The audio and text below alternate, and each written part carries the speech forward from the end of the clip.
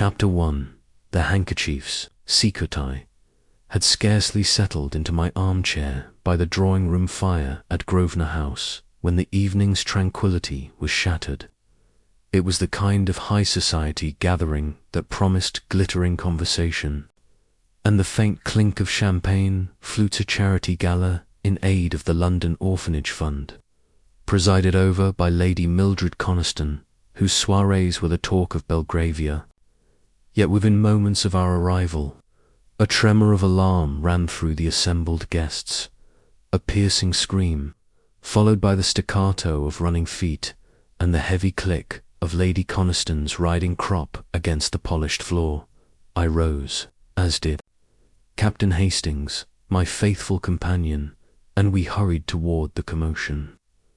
In the hushed corridor beyond the ballroom, a small crowd had gathered before the glass-panelled door of Mrs. Evelyn Aldridge's boudoir. Through the frosted glass, we could see the outline of a figure slumped against the dressing-table mirror. Lady Coniston, trembling and clutching her shawl, murmured, "It's Evelyn, she's upstairs." With Lady Coniston's permission, I pushed open the door. The scene that met our eyes was at once macabre and bewildering. Mrs. Aldridge lay prone on the leopard skin rug, her evening gown fanned around her like a pale blossom. Her chalk-white hand, still clutching an embroidered handkerchief, pointed toward a small etagere. On its surface lay an identical handkerchief, but this one bore the monogram J.W. in crimson threadamust, demonstrably not Evelyn's delicate initials. A second, plain linen handkerchief lay unfolded on the floor, its corner stained with a single bead of blood. I bent to examine the scene.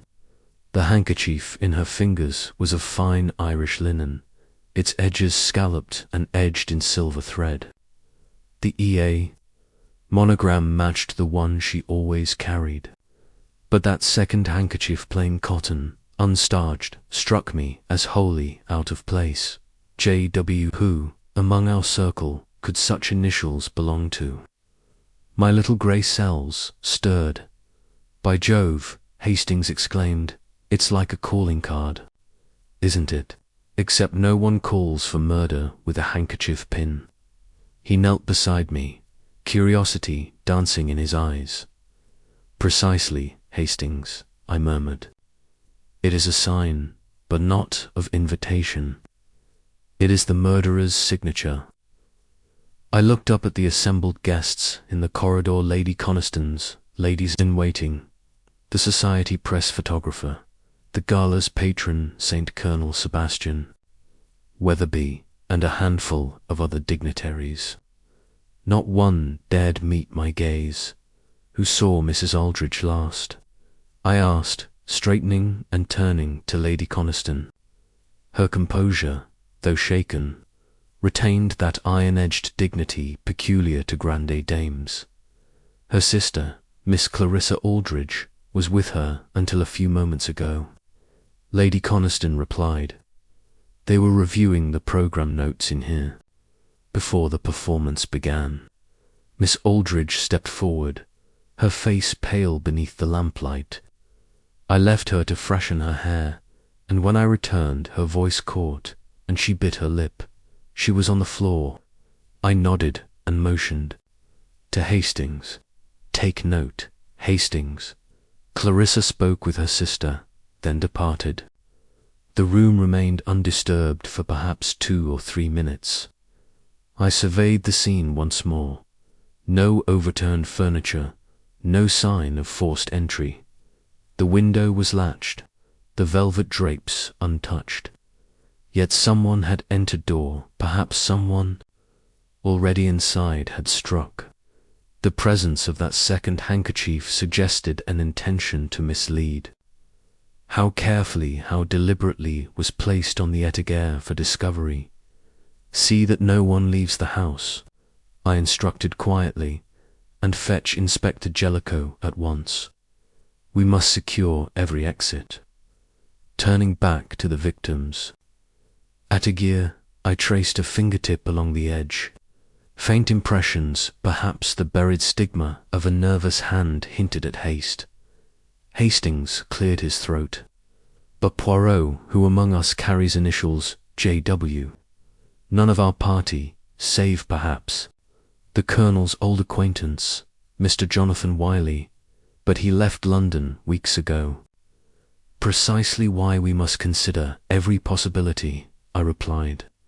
A name is not always on one's person, Hastings.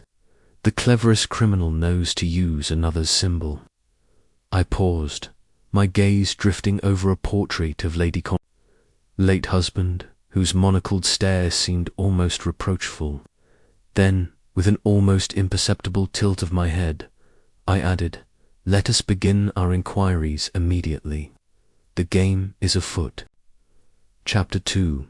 Echoes of the crime scene. Captain Hastings and I remained in the hushed boudoir long enough to absorb every nuance of the tableau before withdrawing to the corridor, allowing Inspector Jellicoe and his constables to begin their formal examination.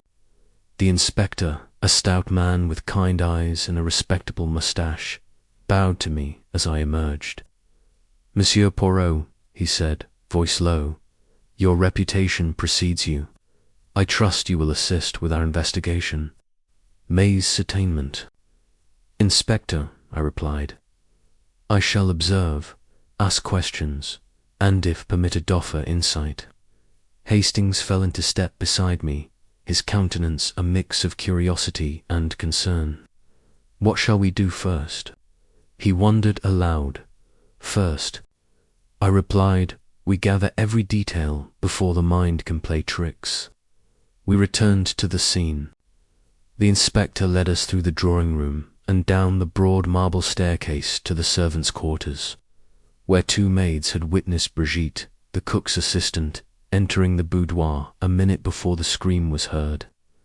The girls trembled as they described the moment.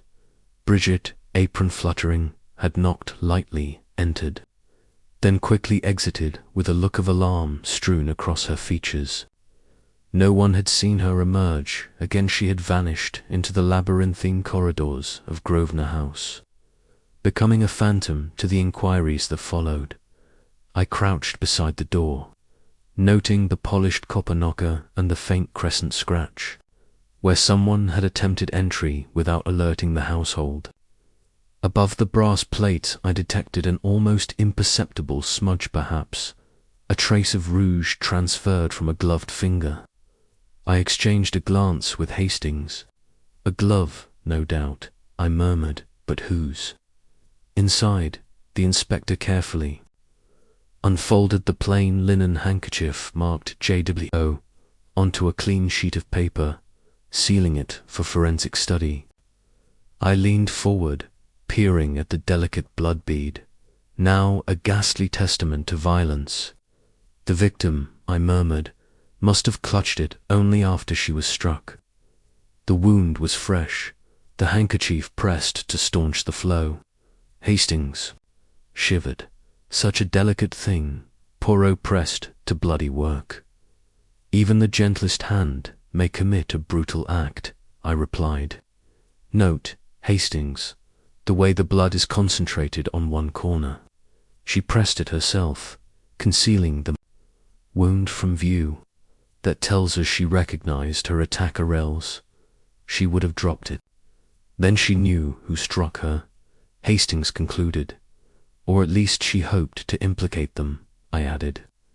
Now we turned to the objects displayed on the etagere. The dresser bore a small carved jade box, a silver vanity mirror, and an open manuscript of Lady Constance's unpublished memoirs. I lifted the mirror, noting a smear of rouge on its rim, the same hue, I suspected, as the smudge on the door knocker. Our glove-wearer was anxious to see themselves here, I observed. Lady Constance's memoir laid open at a passage concerning a previous scandal, one involving a certain Jonathan Wiley, whose initials matched the handkerchief. Even from here, Hastings could read ... and I vowed never again to invite Jonathan Wiley into my confidence. I closed the manuscript gently. "Jonathan Wiley," I murmured. "This house has not seen him in weeks, yet his shadow lingers." Hastings looked perplexed. "But, Poirot, how can the handkerchief have come from him if he was not here?" "That is precisely the question," I said. "A handkerchief may be carried by any number of hands. We must catalogue every guest's movements." Standing, I beckoned the inspector. "Inspector, may we have the guest list, with arrival times and departure logs, and bring me the butler, Mr. Fleming."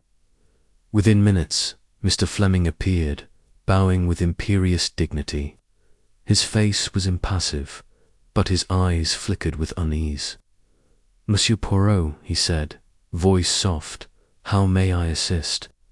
"We must reconstruct who was in this corridor during the time between 9:45 and 9:50, I explained. "You have a register for deliveries and staff entrances, yes?" He nodded and retrieved a worn leather ledger from his waistcoat pocket. Leafing through the pages, he produced a small notebook of entries. The florist's delivery at 9:30. Lady Coniston's secretary at 9:40. The photographer and his assistant at 9:42. Brigitte's passage at 9:44. Then, a later entry, the butler's own inspection of the boudoir at 9:52, when he discovered the door ajar. "Notice," I said, pointing to the space between Brigitte's dash and the butler's entry-no record. "Someone passed in concealment." Mr. Fleming frowned. "The secret staircase to the east wing." "Exactly," I said, delighting in the revelation. "A hidden flight known only to a handful of trusted staff. One could enter the boudoir, commit the crime, and return without traversing the public corridors." Hastings whistled softly, ingenious and sinister. "But only if one knows of its existence," I continued. "Only someone with intimate knowledge of the house or one whom someone else trusted could use that passage. We must question those who know of it." I turned to the inspector. "Fetch the head housemaid, Mrs. Connolly, and the groundskeeper. Mr. Edgar Mills. Both will know of the staircase." The inspector nodded and hurried off. Left alone with Hastings, I paced the corridor. "My dear Hastings," I said, "observe how each clue points both to and away from our suspects. The crimson thread on the handkerchief, the smudges of rouge, the secret passage, these are threads woven by the murderer's own hand. Our task is to follow the weave." "A tangled tapestry," Hastings agreed, "but I'm eager to begin untangling it." "Patience, Hastings," I said, smiling. "We must first collect every piece of the puzzle. Only then can we see the complete picture." Moments later, Mrs. Connolly and Mr. Mills arrived. The housemaid, a stern woman with steel-grey hair and a prim collar, confirmed the staircase's existence and secret location.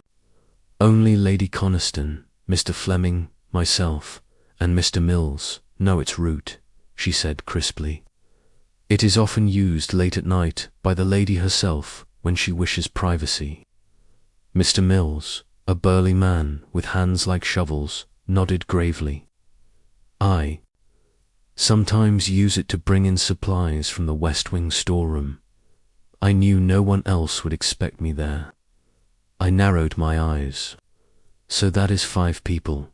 Lady Coniston, Mr. Fleming, Mrs. Connolly, Mr. Mills, and Brigitte, though she may not have known its full extent." I paused. "Yet none of them bears the initials JW, therefore. The handkerchief could have been planted, perhaps taken from a laundered batch." Hastings considered. "Brigitte would have access to laundry, would she not?" "Precisely, but she claims only to have knocked and hurried away. Why was she so alarmed, and why did she not return?" My gaze lifted to the closed door of the ballroom. We shall ask her when she is located. Turning back to the etagere, I noticed a scrap of paper beneath the jade boxer torn corner of the memoir's dust wrapper, stained lightly with what looked like perspiration. I slipped it into an envelope, another token of haste. The murderer rifled through Lady Coniston's writings, perhaps seeking something specific. Hastings peered over my shoulder. But Poirot, what could they hope to find in an unpublished memoir? A motive, Hastings, I said softly. A motive among the past recollections. Perhaps a secret better left buried. Footsteps approached. Inspector Jellicoe returned, accompanied by Miss Clarissa Aldridge, her face pale but determined.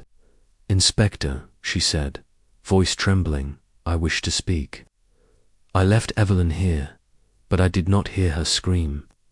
I merely found the door ajar and rushed inside." "Miss Aldridge," I said gently, "please describe Evelyn's manner before you left." She swallowed. She was anxious, fidgeting with her handkerchief. She told me she feared someone would confront her about something she had discovered in Lady Coniston's memoir. She did not elaborate, merely whispered, "Keep away from the West Wing." Her eyes brimmed with tears. She seemed terrified. My eyebrows lifted. She knew of the secret passage and feared someone there, which suggests she discovered a clue before she died. I turned to Hastings. "Hastings, we have confirmation. Evelyn suspected." Someone close. I regarded the assembled group, each of whom, for a brief moment, met my gaze before looking away. The clues were emerging, soft as dust motes, in candlelight, yet each reflected a glimmer of intent. The handkerchief, the rouge, smudges, the torn wrapper, the whispered warning. They were pieces of a design, intricate as lace. I turned to the inspector.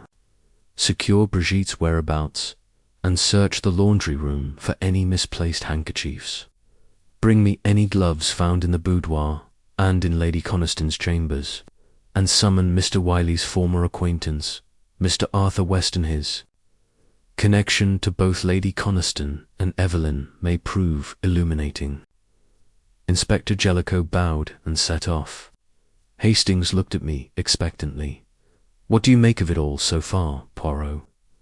I steepled my fingers and gazed down the corridor where muffled laughter drifted from the ballroom. "We have the shape of a mystery," I said softly, "but not yet its heart. Soon, Hastings, we shall pierce the veil and the culprit's confidence shall quail." With that promise, we left the corridor, the echoes of velvet gowns and measured laughter guiding us into the ballroom once more, where the greatest secrets lay hidden behind smiles and painted masks. Chapter 3. The Gathering of Suspects. By the time Inspector Jellicoe had rounded up the principal attendees, the grand drawing room at Grosvenor House had transformed from a scene of festivity into a tableau of silent apprehension.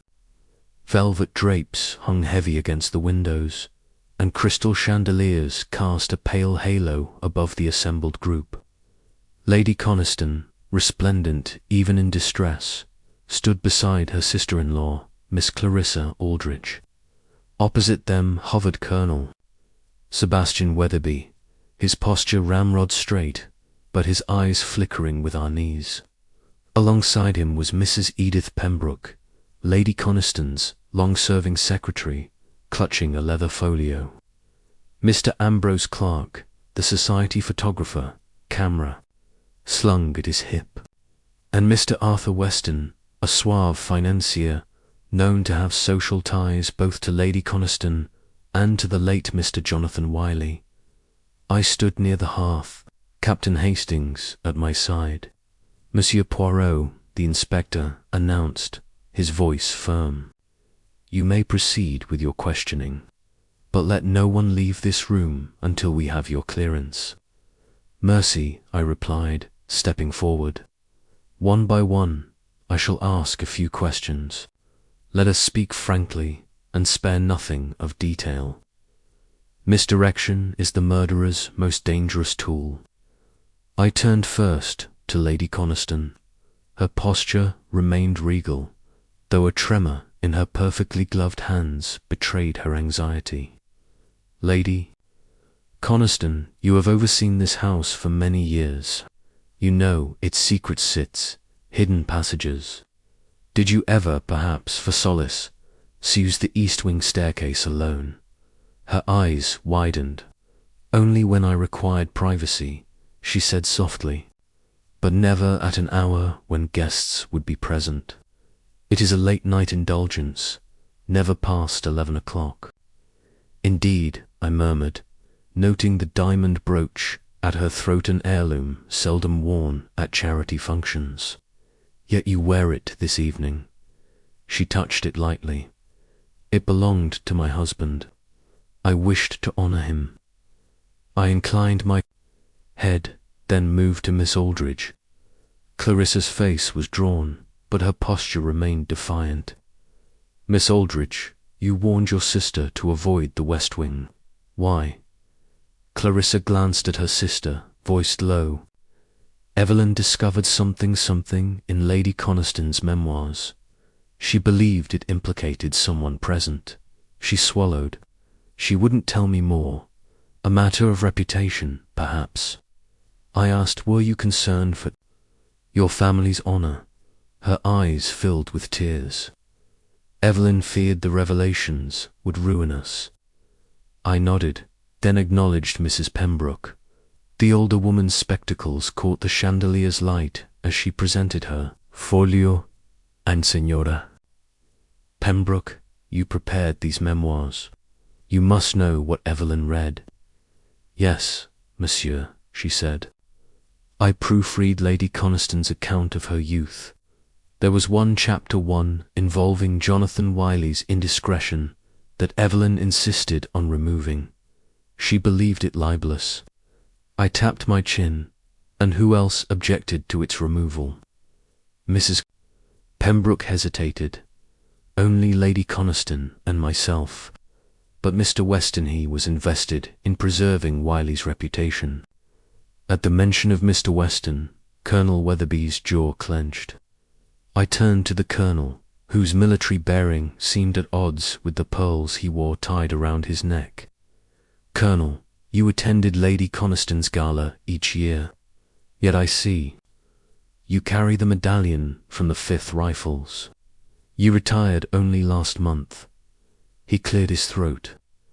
I wished a quiet life, he said. But Evelyn's scandal, it touched every one of us. My sister was among those wronged by Wiley's business ventures. I harbored a grievance. I raised an eyebrow. A personal motive, then. The Colonel's lips thinned, but he said nothing further. I motioned to Mr. Clark. The photographer's usually confident smile seemed forced. Mr. Clark, you arrived late 9:42, was it? Yet you were the first to reach the boudoir. Clark shifted. I was capturing candid portraits of the guests. The boudoir offered the best lighting. I heard the scream rushed in, but by then it was too late. I noticed the leather strap of his camera bore a small bloodstain. May I asked, gently lifting the camera strap. Under magnum magnification, the stain was darker at its center, dried arterial blood. He paled. I must have brushed against the ribbon of the handkerchief. Unlikely, I replied. The smear suggests a close encounter. I set the camera aside. We shall test its strap for fingerprints. Lastly, I addressed Mr. Weston.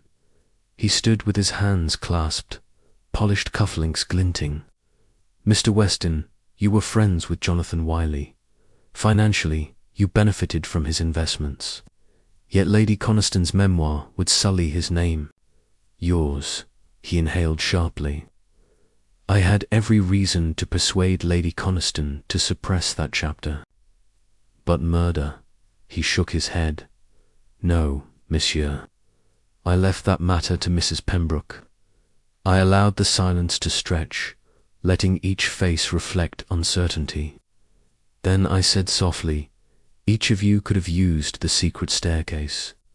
Each of you had reason to fear Madame Aldridge's discovery, and each of you carries the stain of association with Mr. Wiley's handkerchief bearing his mark.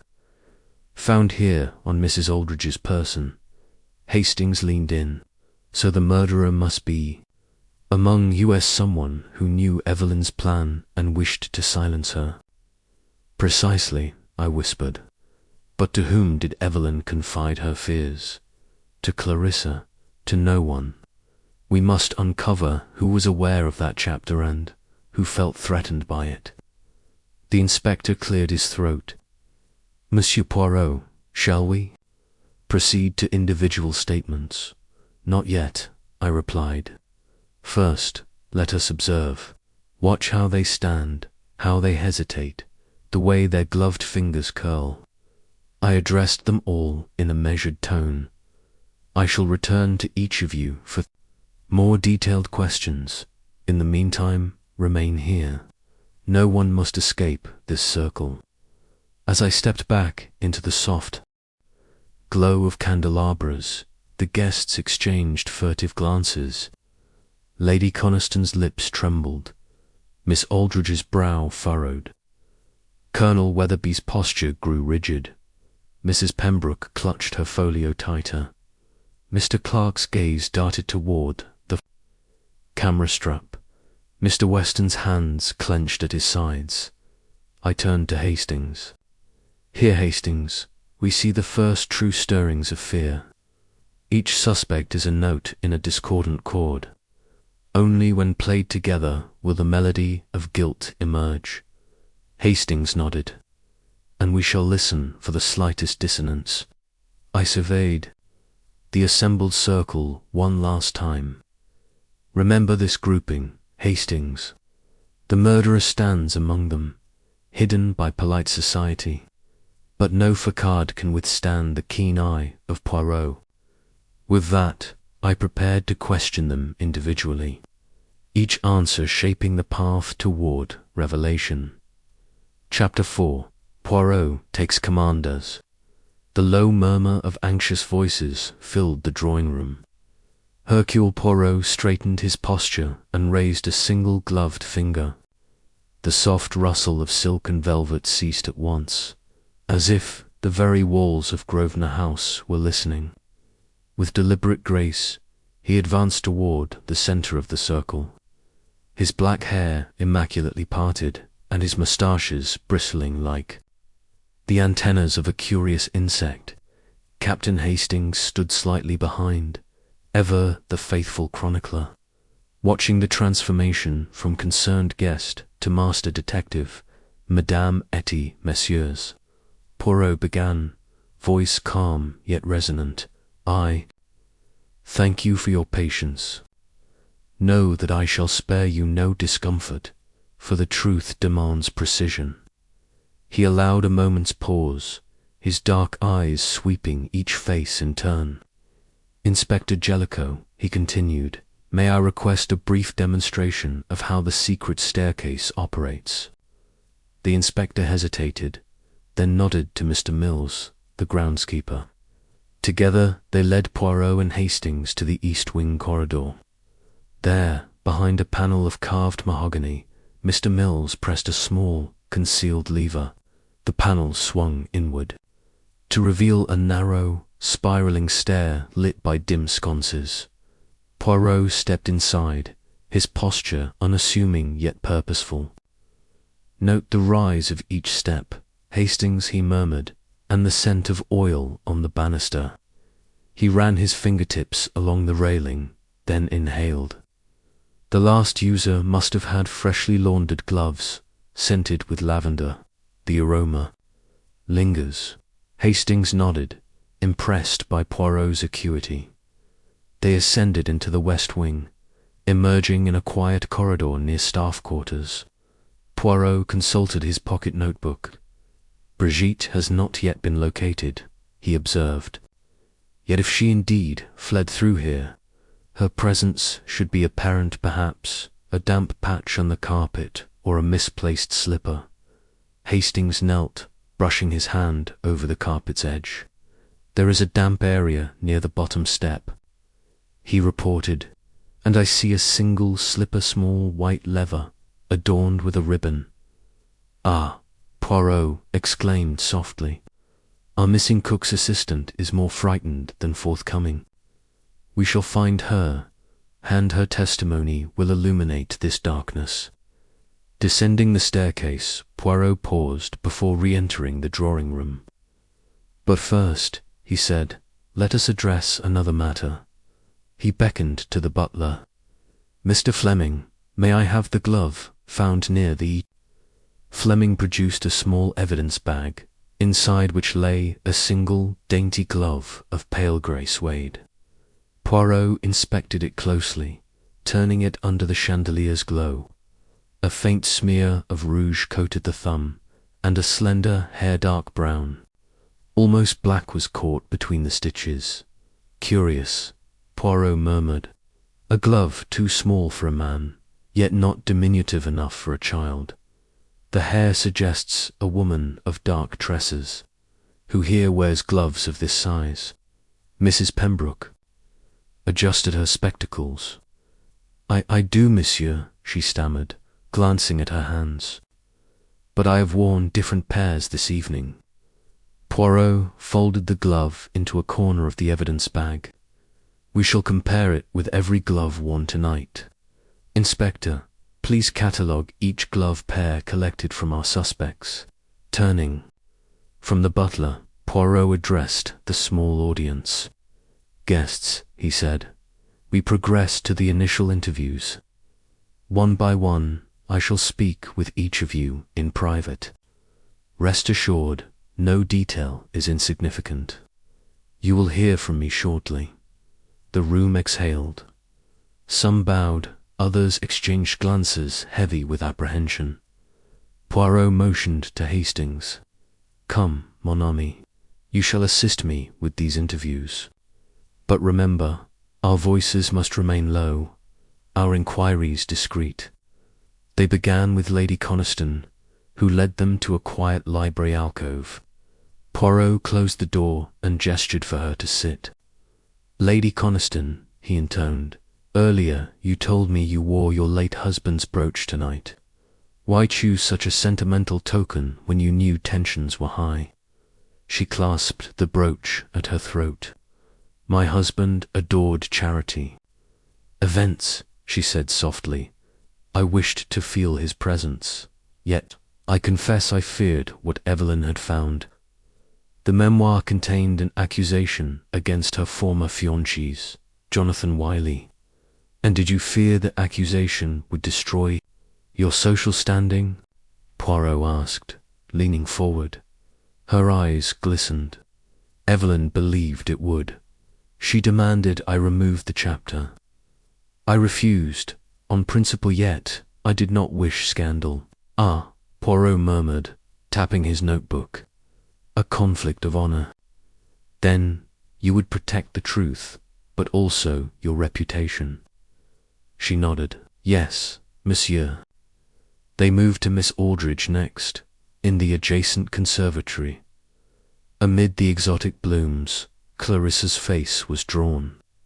You warned Evelyn to avoid the West Wing, Poirot reminded her. Why such fear? Clarissa inhaled the scent of night-blooming jasmine. Because that wing holds memories, she said. Memories of Evelyn's betrayal, her rejection of Wiley's proposal, which humiliated him publicly. And you believe that rejection lingered resentfully, Poirot commented. A motive for revenge. She flinched. Evelyn was proud. She would not admit guilt, though she knew she had hurt him. Poirot nodded thoughtfully and continued to Colonel Weatherby in the billiard room. Observing the colonel's crisp uniform and the ivory cue in his hand. He questioned the colonel about his grievances related to Wiley's business collapse. Then to Mr. Clark in the photography studio, where the stench of crimson chemicals mixed with lavender. Poirot examined each of Clark's gloves under a magnifying glass. Finally, he spoke with Mr. Weston in Lady Coniston's drawing room, probing the financier's financial entanglements with Wiley. Each interview lasted but minutes, yet Poirot emerged from each with fresh insights. The colonel's tremor as he mentioned Wiley, Mrs. Pembroke's evasive explanation of the rouge smear, Clark's sweaty palms as he fumbled his camera. Hastings recorded every detail, sketching mental portraits of desperation and deceit. By the time they reconvened in the drawing room, the candles had all been lit, and the guests had settled into anxious repose. Poirot addressed Inspector Jellicoe. "Monsieur, have you located Brigitte?" The inspector shook his head. "Not yet, monsieur." "Then we must send a search party to the servants' wing," Poirot said. "Meanwhile, the interviews have borne fruit. We have motives aplenty and physical traces to match. Yet one question remains: what drove the murderer to choose this particular moment?" He paused, letting the weight of his words settle. "Perhaps the answer lies not in the act itself, but in the tension leading up to it, the unspoken threats, the whispered warnings, the secrets buried in ink and linen." Hastings leaned close. "But Poirot, if we already have motive and opportunity, what key piece are we missing?" Poirot's eyes gleamed. "The smallest detail, Hastings, the one that connects all threads into a single, undeniable design. We must watch, we must wait, and we must trust that the guilty party will reveal himself or herself in the next move." With that, Poirot straightened his shoulders and moved toward the window, gazing out at the moonlit gardens. Behind him, the guests shifted in their seats, their secrets crowding the air like spectres. The hunt was none. Poirot, with his little grey cells alight, would not rest until the culprit's mask had fallen. Chapter 5. The Interviews. Continue. The moon had climbed higher over Grosvenor House, casting silvered patterns across the polished floors, when Inspector Jellicoe's summons came. Brigitte, the cook's assistant, had been located hiding behind a stack of wine crates in the cellar. Her face was ashen, her apron torn, but in her hands she clutched the small white slipper discovered on the secret staircase. "Captain Hastings." And I followed the inspector down the stone-flagged passage, leaving behind the hushed tension of the drawing room. The cellar was cool and dim, the scent of damp earth mingling with aged oak barrels. Brigitte's eyes darted from the inspector to us, her bravado evaporating in a single glance. "Monsieur Poirot," she whispered, voice trembling like a candle in the wind. I didn't mean to run away. I was frightened. I saw someone there." I knelt to her level, offering a steady gaze. "Calmez-vous, mademoiselle. Tell me what you saw, no matter how small." Hastings hovered at my shoulder, ready to record. Brigitte nodded, fumbling the slipper in her hand. "I went to fetch more towels for Mrs. Aldridge's room," she began, voice quivering. "I knew she liked them fresh. I took the towel cart through the servants' corridor. Then I heard muffled voices in the west wing. I thought it was Mr. Mills bringing linen, but when I peeked around the corner, I saw a figure bent over Madame Aldridge, clutching something red." She sniffed. "I thought it was wine, until I saw the glint of metal." "Metal?" I inquired softly. "A knife?" Brigitte nodded. "Yes, a small blade, like the one the gardeners use for pruning." Her eyes brimmed with tears. I screamed, and the figure looked up, my slip of white leather fell. Then they dragged the body away from the étagère and dumped it on the rug. I ran. Hastings exhaled. Good heavens, Poirot's seen the murderer. Possibly, I said, closing my eyes for a moment. Yet her terror may have distorted details. We must verify. I rose and addressed the inspector. Locate the pruning knife from the gardener's shed. Photograph Brigitte's sightline and examine the West Wing corridor for any footprints or torn fabric. We escorted Brigitte back toward the servants' wing, pausing only to collect the damning slipper and the discarded towel cart, now bearing a fresh smear of rouge on its handle. Thank you, mademoiselle, I said kindly. Return to the kitchen and rest. You have done bravely. Once she had gone, we retraced our steps to Lady Coniston's library, where Mrs. Connolly, the head housemaid, and Mr. Mills waited. Mrs. Connolly's steel-grey hair was coiled neatly beneath her cap, her posture rigid.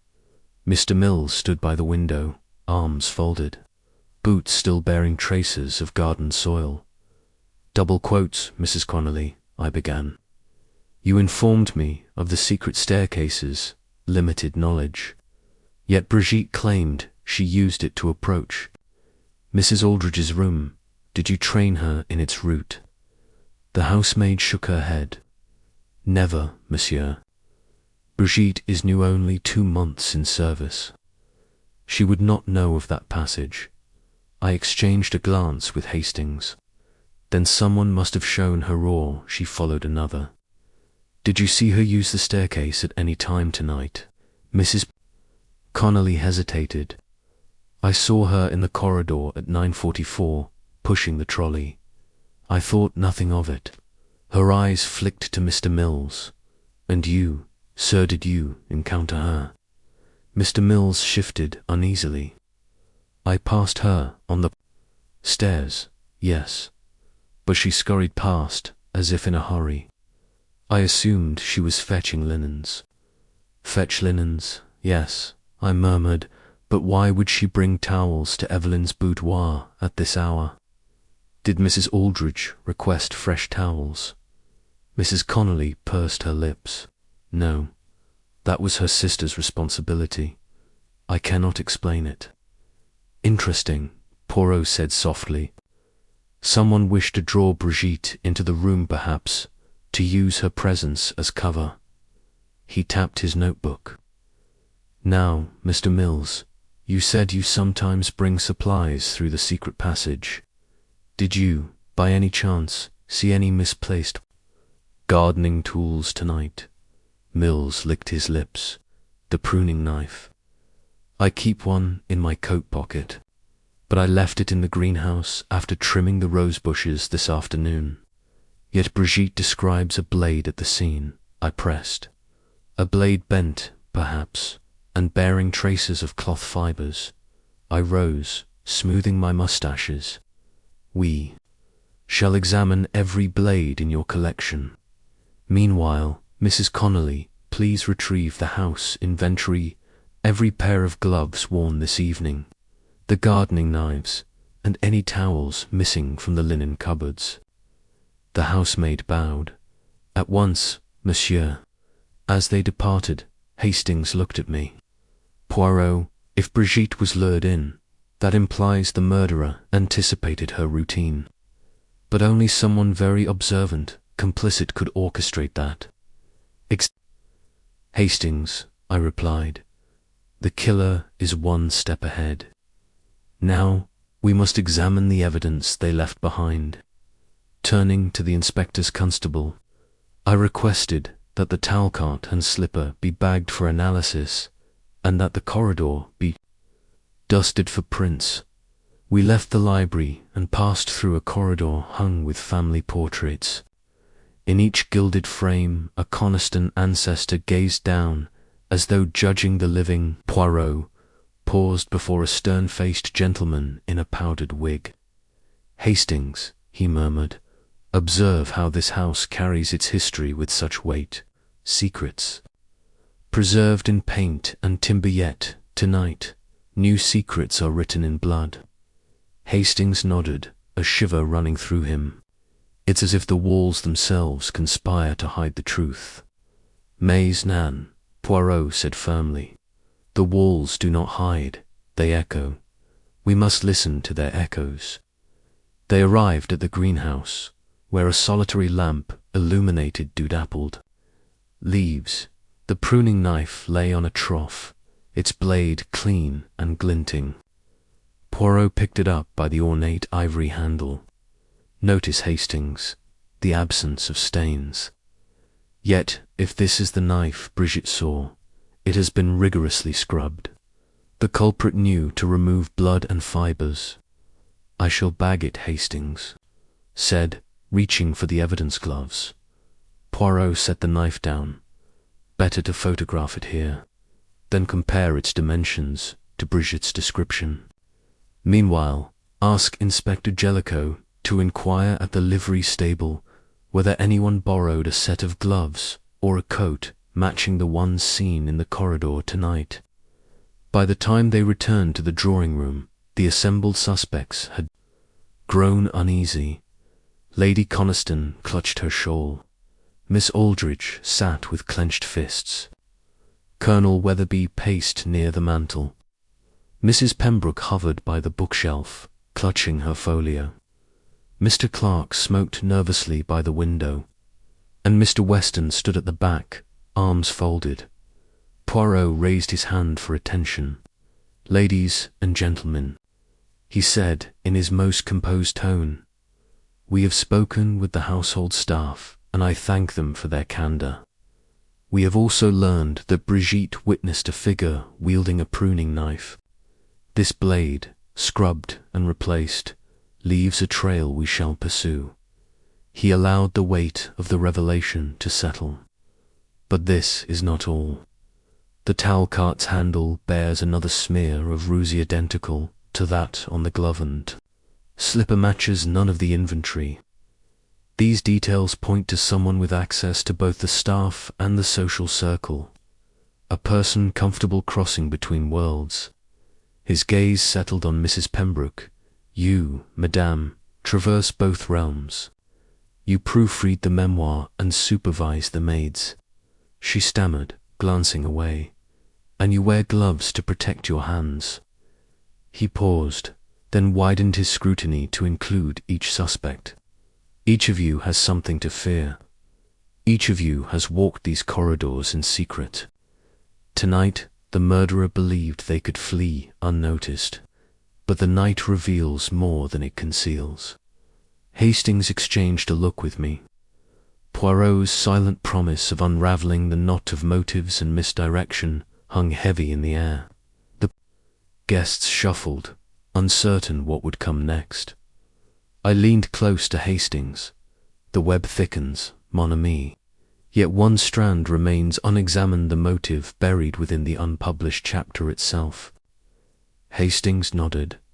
Then, perhaps, we must revisit the memoir. Indeed, I said. Come, Hastings. The game continues. As they departed toward Lady Coniston's study, the drawing-room fell into tense anticipation. Outside, the moon slipped behind a cloud, and the house exhaled its own hush. The next move would come soon, and with it, the truth hidden beneath layers of illusion. Chapter 6.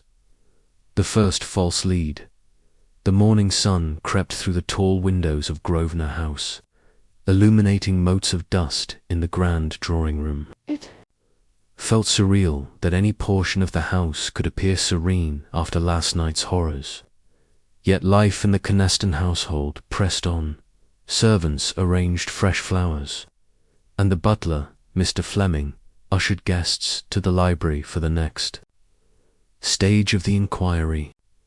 Hercule Poirot and Captain Hastings convened at a small walnut table, strewn with evidence gloves, the pruning knife, the blood-stained handkerchief, and the torn dust wrapper. Inspector Jellicoe stood nearby, flanked by 2 constables, awaiting their verdict on the latest findings. Poirot gently tapped the pruning knife with his finger. See, Hastings, the brass ferrule bears a distinct fingerprint. He produced an eyeglass and examined the ferrule's curves. This, mon ami, belongs to Colonel Sebastian Weatherby. The pattern is clear loops and whorls matching his own. Hastings mopped his brow. But the colonel insisted he left the greenhouse this morning. He must have handled the knife yesterday afternoon. Precisely, Poirot said with a small smile.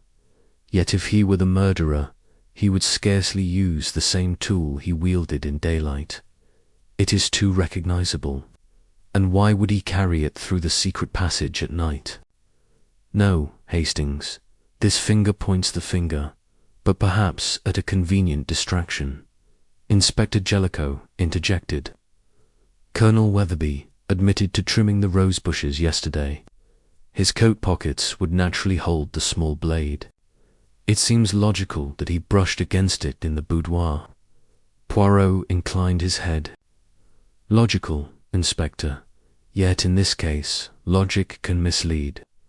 We must consider motive alongside opportunity. The colonel has grievances, yes, but would he risk his reputation and his freedom by staging a simple burglary-turned-murder? Hastings shrugged. I suppose not. He glanced at the folding screen where Lady Coniston's unpublished memoir lay open. Poirot, any word on the memoir? Did you find the missing chapter? Ah, yes, Poirot replied, rising to fetch the manuscript. He flipped through the pages until he reached a neat gap between pages 142 and 143. Here, Hastings. The chapter on Jonathan Wiley's broken promise has been excised. But notice this, the torn wrapper beneath the jade box matches this missing section's edge. Someone removed the chapter entirely, perhaps seeking to suppress its contents. Meaning, Hastings asked, that Evelyn extracted it to hide it from prying eyes, Poirot said. Yet she intended to restore it later. The murderer knows its contents and feared its return. At that moment, Colonel Weatherby entered the room, his uniform crisp, but his expression tense. Inspector Jellicoe stepped forward. Colonel, I must show you something. He held up a clear evidence bag containing the pruning knife. Your fingerprint was found on this knife, discovered in Mrs. Aldridge's boudoir. The colonel's shoulders slumped. Yes, that knife is mine, he said quietly. I keep it. With my gardening tools, I handled it yesterday morning, but I swear, last night I did not carry it into the house. Where were you between 9:45 and 9:50? Poirot asked, voice measured. Colonel Weatherby swallowed. I was in my quarters, polishing my medals. I heard the scream shortly after 9:50. You did not use the secret staircase, the inspector pressed. No, the colonel insisted. I retire early. I had no reason to go near the west wing. Hastings shifted. Then how came your fingerprint on the knife in the boudoir? Colonel Weatherby's eyes flicked to the manuscript. Perhaps someone planted it there, along with the handkerchief and glove. Everything seems staged. His voice trembled with indignation. I demand you believe me, though I have reason to bear grudges. I did not commit this crime. Poirot observed the colonel's manner closely, the slight tremor in his hands, the flush creeping up his neck, the desperation in his eyes. You would not be the first innocent man to suffer under such suspicion, Poirot said gently. Yet for now, you are our chief suspect unless an alternative explanation emerges. The colonel bowed stiffly and withdrew. Hastings looked troubled. Poor chap, he seems sincere. Sincere, yes, Poirot agreed. But sincerity does not equate to guilt or innocence. It simply reveals his character under pressure. Inspector Jellicoe cleared his throat. Monsieur Poirot, what is your next step? I propose we examine the glove evidence more closely, Poirot replied. We know the small suede glove bore a smear of rouge and a single hair. Let us compare every glove worn by the suspects last night. Then he paused and gripped Hastings's arm gently. And then, Hastings, we must question another guest in private. Who? Hastings asked. Mrs. Edith Pembroke, Poirot said, eyes alight. She supervised the manuscript and approved the gloves for photographs. She knows more than she admits. The inspector nodded. I will summon her at once. As Mrs. Pembroke was escorted into the study, Poirot addressed the remaining onlookers. I must caution you all. Appearances can deceive. Yesterday's peacocks strut where today's crows cower. Trust no surface. Observe, analyze, and above all question. He turned to Hastings, voice low. Prepare your notes, mon ami. This is our first false lead, the Colonel's fingerprints. They will clear him in time, but meanwhile they divert attention. We must use it to unmask the true culprit. Hastings nodded, absorbing every word. Understood, Poirot. I shall be ready. Inspector Jellicoe led Mrs. Pembroke inside. Madame, he said, you are required to answer questions regarding your role in editing Lady Coniston's memoir and your presence in the boudoir. Mrs. Pembroke entered the study, clutching her leather folio as if it were a shield. Poirot followed, Hastings close behind. Inside, the room was hushed, save for the ticking of a mantel clock. Mrs. Pembroke took a seat, glancing at the manuscript on the writing desk. Poirot seated himself opposite her. Madame, he began, you proofread the memoir. You forced no one to remove the chapter, yet you knew its contents intimately. Did you fear its disclosure? She swallowed. I feared scandal for my employer, yes, but not for myself. I had no reason to harm the lady. Then why? Poirot paused, choosing his words carefully. Why did you borrow the rouge from Lady Coniston's dressing table? Mrs. Pembroke's hand trembled as she brushed her spectacles. Rouge I sometimes wear a touch when reading by lamplight. It steadies me. Poirot inclined his head, a curious habit. Yet the same crimson hue appears on your glove and the towel cart handle. Her eyes widened. On the towel cart, but I never touched that. Could someone have planted it, using your rouge to link you to the crime? Hastings offered. Mrs. Pembroke shook her head. Certainly not. I was nowhere near the servants' passage. Poirot studied her, noting the quiver of her lower lip. Madame, consider this. Did you permit anyone to handle your gloves or your copy of the memoir? A visiting friend, perhaps Mr. Weston. Mrs. Pembroke hesitated. Mr. Weston admired the manuscript. He asked to see it privately last night, before the gala. I lent him my spare pair of gloves to protect the pages as we turned them. Poirot's eyes narrowed. Then Mr. Weston held the gloves bearing your rouge. If he forgot to return them, someone could have used them. Mrs. Pembroke's face paled. Oh, but he returned them immediately. Yet that does not preclude a second pair in circulation, Poirot murmured. We shall obtain his gloved inventory as well. He leaned back, tapping his notebook. Thank you, madame. You may go. As she departed, followed by the inspector, Poirot turned to Hastings. You see, Hastings, the Colonel's fingerprints were our first false lead. Now, attention shifts to gloves, another red herring, perhaps. Each clue demands scrutiny. We must sift fact from fabrication. Hastings exhaled. So many threads, Poirot, yet the tapestry remains unclear. Patience, Hastings, Poirot said with a serene smile.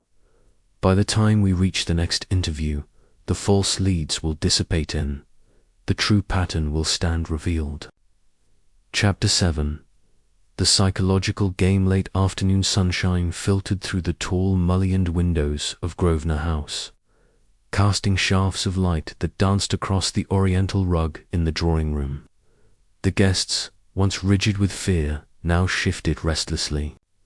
In the midst of it all, Hercule Poirot sat in a small circle with Captain Hastings, Inspector Jellicoe, and a selection of key suspects: Lady Coniston, Colonel Weatherby, Mrs. Pembroke, and Mr. Weston.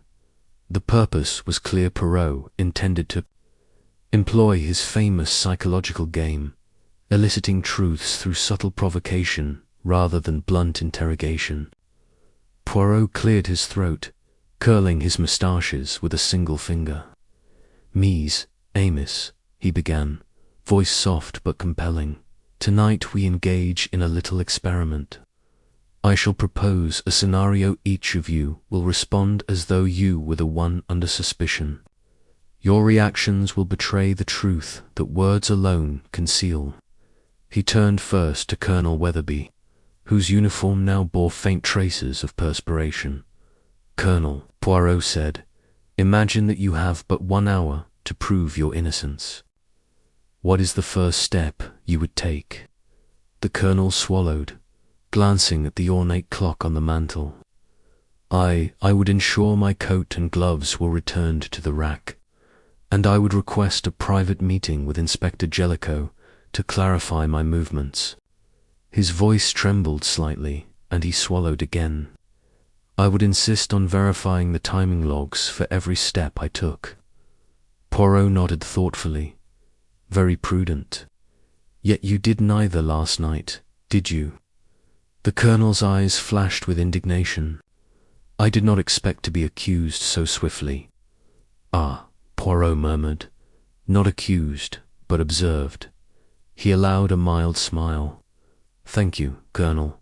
Next, Mrs. Pembroke." The former typist straightened her spine and clasped her hands in her lap. "I would immediately request access to Lady Coniston's diary," she said crisply. "I would demonstrate that I had no knowledge of any missing manuscript pages. I would invite witnesses to attest to my whereabouts." Her calm exterior wavered the moment she spoke of the diary. A faint quiver in her finger gave her away. Poirot turned to Mr. Weston. The financier adjusted his cufflinks before replying. "I would assemble my financial records, prove that every transaction with Jonathan Wiley was above board, and show that I lost money, therefore had no motive to silence anyone." He paused. "I trust that would be convincing." Poirot's eyes glinted. "Perhaps, monsieur, and yet you have not offered such proof, have you?" Weston's face paled, and he glanced briefly at Hastings, as though seeking support. Hastings leaned forward. "Poirot, what are you looking for?" he whispered. "Contradictions, mon ami," Poirot replied softly. "Each suspect will speak truth, mixed with a dash of self-preservation. The key is in what they omit and how they deliver it." Poirot stood and moved to stand behind Mrs. Pembroke's chair, his hands clasped behind his back. "Lady Coniston," he said, turning his attention to the hostess, whose fortitude had not dimmed despite last night's events, "were to defend your honor publicly, what would be your first declaration?" Lady Coniston inhaled, pressing her gloved palms together. "I would acknowledge my grief at losing Evelyn, then underscore my cooperation with every investigation. I would remind society of my lifelong service and integrity." She paused. "And I would express my conviction that justice will prevail." "Admirable," Poirot murmured. "Yet you have been silent on one point. Why did you refuse Evelyn's request to remove the offending chapter, knowing it would embroil you in scandal?" The room stilled. Lady Coniston's eyes narrowed. "Because truth must stand," she replied firmly. and because Evelyn's sense of betrayal was misguided, I felt bound to the truth, even at the cost of reputation. Poirot nodded and moved back to the center of the circle. "Now, my friends," he said, voice lowered, "imagine you knew the contents of that chapter were damning. You learned that someone intends to restore it to expose the past indiscretion. Would you not do anything to prevent it?" A hush fell over the group. Colonel Weatherby swallowed hard. Mrs. Pembroke's knuckles whitened. Mr. Weston's lips pressed into a thin line. Lady Coniston's grip on her fan tightened. Each had demonstrated motive, but Poirot sought the emotional flicker that marked genuine fear.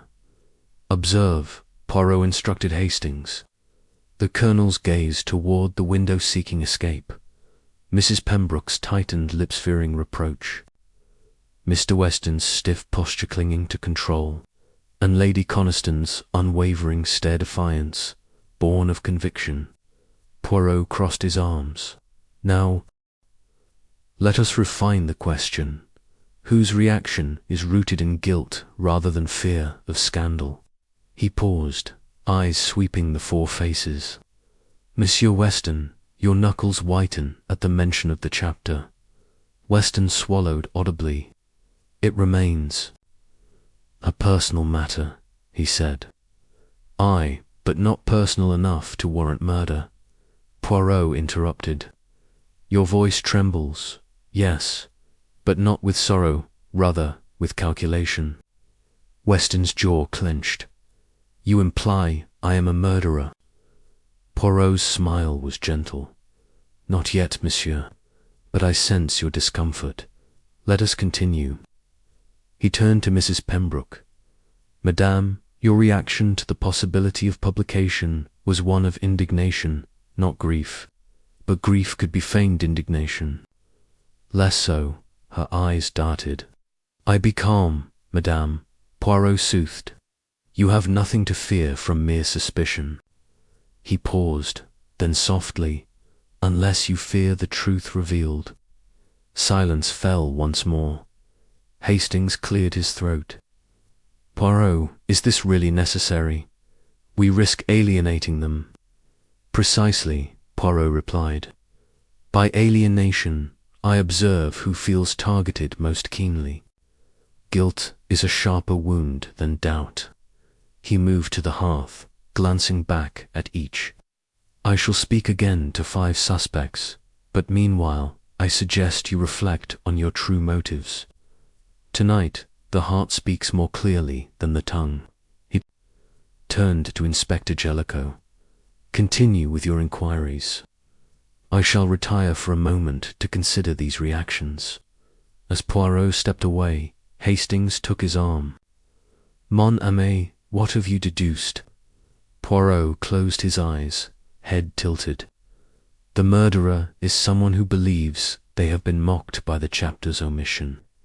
They resent not merely Evelyn's discovery, but her audacity to threaten them." He opened his eyes, fixing Hastings with intensity. Note how Mr. Weston's composure cracked at personal threat. He fears financial ruin more than social disgrace. But Mrs. Pembroke's indignation was hollow. Hers came from wounded pride. Not fear. Hastings frowned. "So is it Weston or Pembroke?" "Neither, Hastings," Poirot said quietly, stepping back into the circle.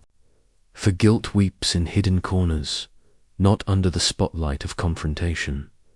He surveyed the group once more. "Now let us progress to the next stage, the secondary mystery." As the guests exchanged uncertain glances, a faint cry echoed. From the hallway a scream not of terror but of astonishment. Colonel Weatherby bolted upright, Mrs. Pembroke clutched her folio, and Mr. Weston strode toward the door. Poirot's eyes sparkled with anticipation. "Ah," he murmured, "the plot thickens." With that, he strode toward the sound, Hastings at his heels. Behind them, the 4 suspects watched, their hearts racing. The psychological game had begun with it. The true culprit's facade was destined to crumble. Chapter 8. A secondary mystery. The sharp cry that echoed through the corridors of Grosvenor House proved to be neither terror nor grief, but astonishment. Poirot and Hastings burst through the double doors into the north wing gallery, where a small crowd had gathered around the ornate display of Lady Coniston's late husband's collection of antique pistols. One of the pistols, an ivory-handled Webley, had been lifted from its mount and lay on the velvet cushion of a display case, its barrel pointing ominously toward the window. Colonel Weatherby stood nearest, face ashen. "By heaven," he exclaimed, "the pistol was not here moments ago." Inspector Jellicoe moved swiftly to secure the weapon, slipping on a pair of gloves before lifting it. "No blood," he observed, "but the lock appears recently oiled, and the ivory grip bears a smear of russe identical in hue to the handkerchiefs." Thread Poirot approached, examining the pistol through his eyeglass.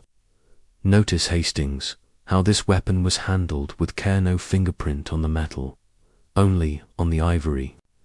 The rouge suggests someone attempted to implicate Mrs. Pembroke again."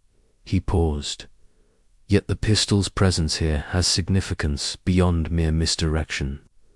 It echoes the old scandal in which Evelyn Aldrich once threatened suicide with this very model." Hastings raised an eyebrow. "Suicide?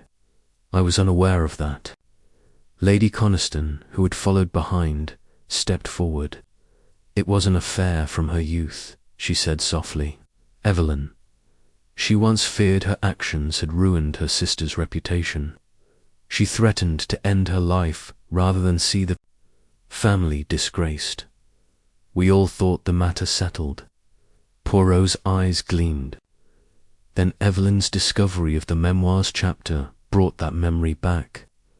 The murderer seeks to heighten psychological tension, to distract us from the real motive by resurrecting past traumas. Inspector Jellicoe secured the pistol in an evidence bag. "Shall we dust it for prints?" "Oui," Poirot replied, "and catalogue anyone who touched this display this morning. Meanwhile, I suggest we question those who knew of Evelyn's youthful episode, persons privy to that family secret." He turned to Hastings. "Mon ami, whom should we see first?" Hastings pointed to Miss Clarissa Aldrich, whose pallor had deepened. She was most affected when the suicide scare occurred. "Perhaps she can tell us more." Miss Aldrich, standing near the fireplace, seemed to shrink further under their scrutiny. Poirot gently took her hand. "Tell me of that time, Clarissa. Did Evelyn confide in you about her intentions? Did she reveal who made her feel so desperate?" Clarissa's lips trembled. "Yes," she whispered. "Evelyn blamed herself for a foolish romance with Jonathan Wiley. He seduced her. Reader's trust, promising marriage, then abandoned her. She felt betrayed, afraid that the chapter in the memoir would expose her naivete." Hastings frowned. So Evelyn's motive in preserving the chapter was to tell her truth to regain control. "Exactement," Poirot said, "and someone feared that truth more than they feared scandal. Now, the pistol's relocation amplifies that fear." He stepped away, addressing the assembled suspects who had followed. "Gentlefolk, note this. The secondary mystery is intended to draw our attention away from a more clandestine motive. We must not be fooled by theatricality." He raised his hand for quiet. "I shall speak again with Colonel Weatherby about the gallery's movements. You, mademoiselle," he said, turning to Mrs. Pembroke, "will join me in the library, and the rest of you remain here under the inspector's watch." He nodded to Inspector Jellicoe, who dispatched constables to guard the exits in the hushed, book-lined library. Poirot seated Mrs. Pembroke in a wing-back chair and motioned Hastings to stand near the desk. Poirot produced the ivory-handled pistol from its evidence bag. "Madame, you proofread Lady Coniston's memoirs," he began.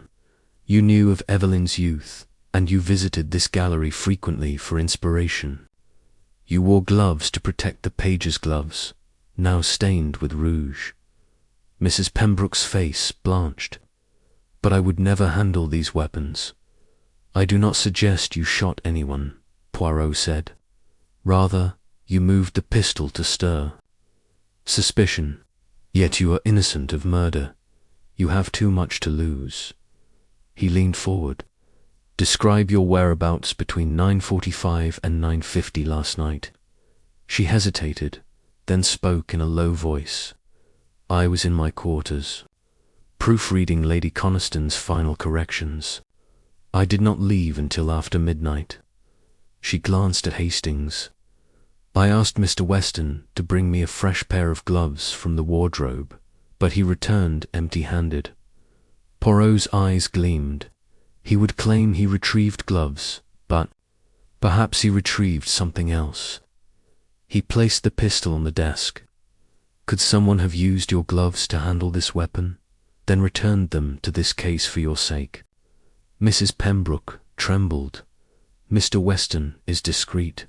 He would not involve me in such a scheme."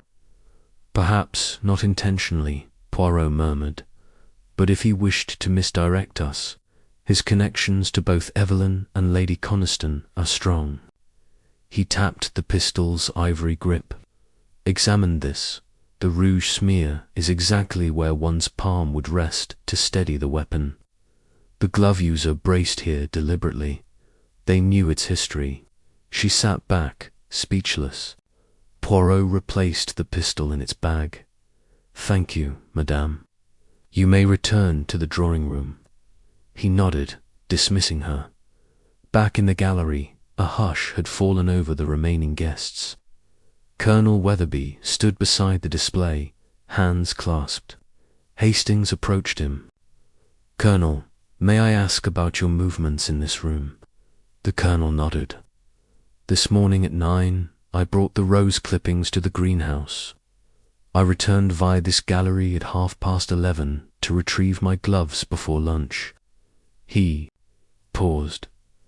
"I did not see the pistol until just now." Poirot crossed his arms. "Yet someone moved it between your departure and the arrival of the constables." He regarded the colonel thoughtfully. "Did you hear footsteps in this wing last night?" The colonel hesitated. "No, I was asleep in my rooms on the second floor." He glanced toward Lady Coniston, who stood near the window. "But I heard her voice whispering my name." Lady Coniston inclined her head. "I sought to dissuade Evelyn from confronting you. I believed the chapter would provoke your anger, so I implored you to stay away." Poirot nodded. "Thank you, both." He turned to Mr. Weston, who had at last rejoined the group. "Monsieur Weston, earlier you assisted Mrs. Pembroke with her gloves. Did you handle any weapons?" Weston swallowed. "No, I merely returned her gloves from the wardrobe." His gaze lingered on the display case. "But I did see Mr. Clark leave this room last night. He claimed to be checking camera angles." Poirot's eyebrows rose. Mr. Clark, the photographer, he had every reason to examine lighting. Yet could he have used that as an excuse to move the pistol? Hastings glanced toward the empty studio at the end of the corridor. He returned late this morning with a fresh set of gloves, perhaps to handle film. He looked back at Poirot. "Do you think he's involved?" Poirot's moustaches quivered.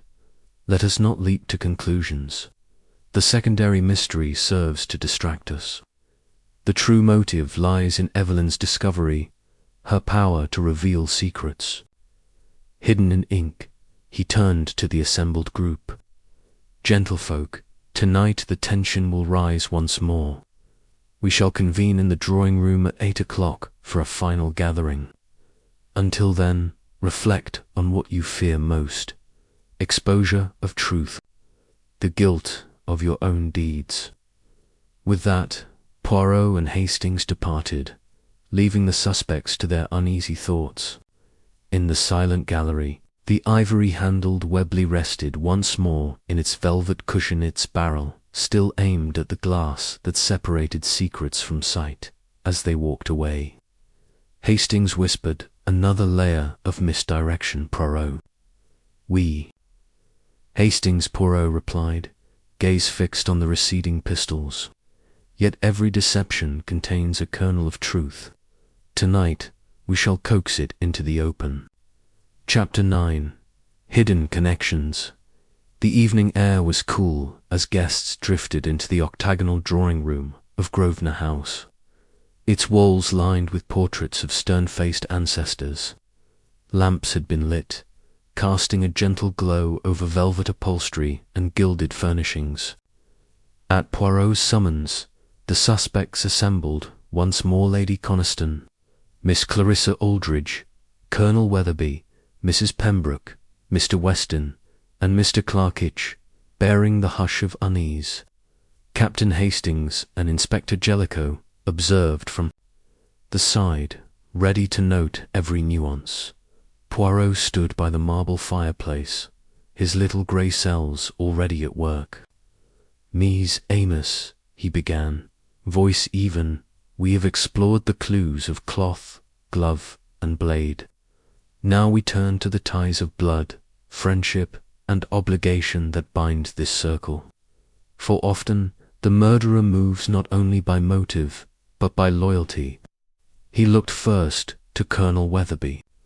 "Colonel, you mentioned your sister was among those wronged by Jonathan Wiley's investments." The Colonel's jaw tightened. "My sister's fortunes were ruined, her dowry lost. I blame Wiley's recklessness." He paused, gaze drifting. "To Miss Aldridge, but I did not suspect he would harm Evelyn." Miss Aldridge's expression shifted a flinch of discomfort. Poirot noted it. "Miss Aldridge, you and the Colonel share a bond of grievance. Yet you scarcely spoke of your sister's troubles earlier. Might there be a closer connection?" Clarissa's lips parted. "My sister, forgive me." She swallowed.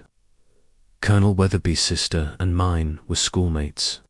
They used to write to each other, sharing confidences. When his sister's fortune evaporated, she turned to Evelyn for help only to be brushed aside." The Colonel's face reddened. She was proud to accept charity. That pride spilled over to Clarissa's sister. Poirot inclined his head.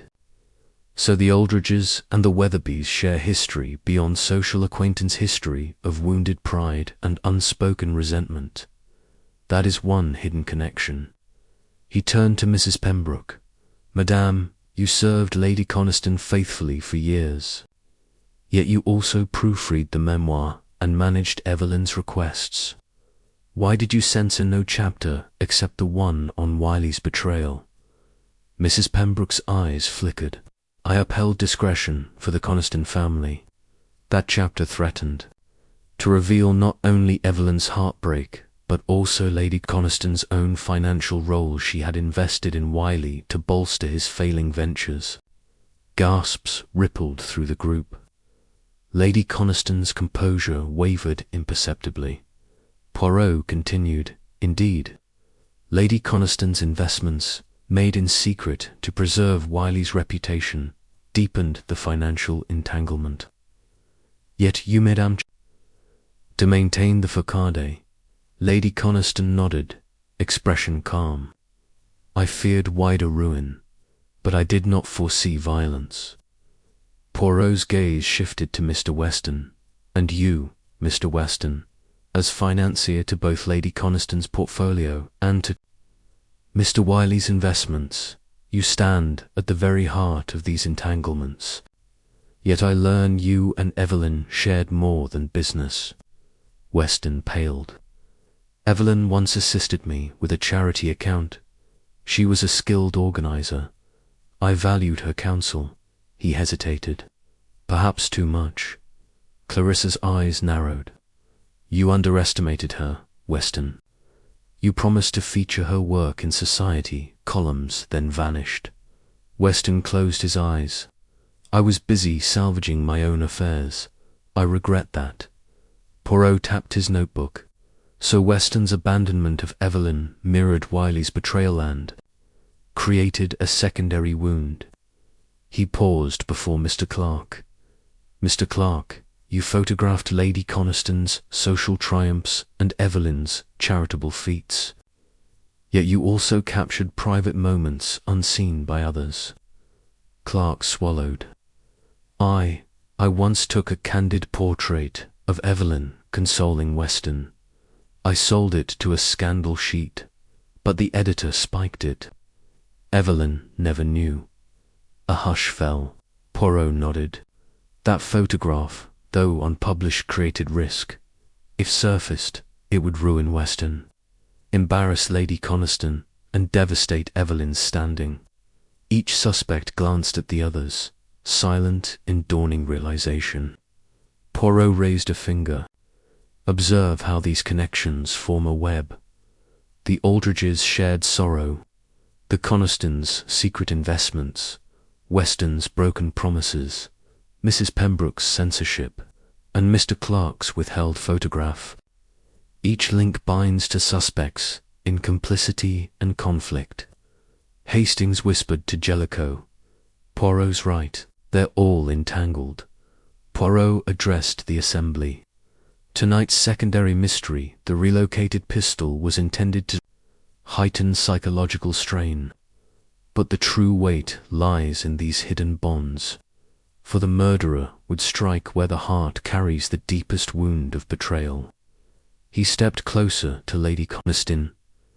Madame, you invested in Wiley to save face and fortune. Evelyn discovered this when reading your memoir. That discovery combined financial and familial betrayal. Who among us feared this revelation above all? Lady Coniston inhaled. I did, she admitted softly. I loved my husband's memory and feared his legacy sullied by my folly. Poirot turned to Weston. And you, monsieur, would lose. More than money, you would lose your standing among financiers. Weston bowed his head. Yes, Poirot's eyes swept around.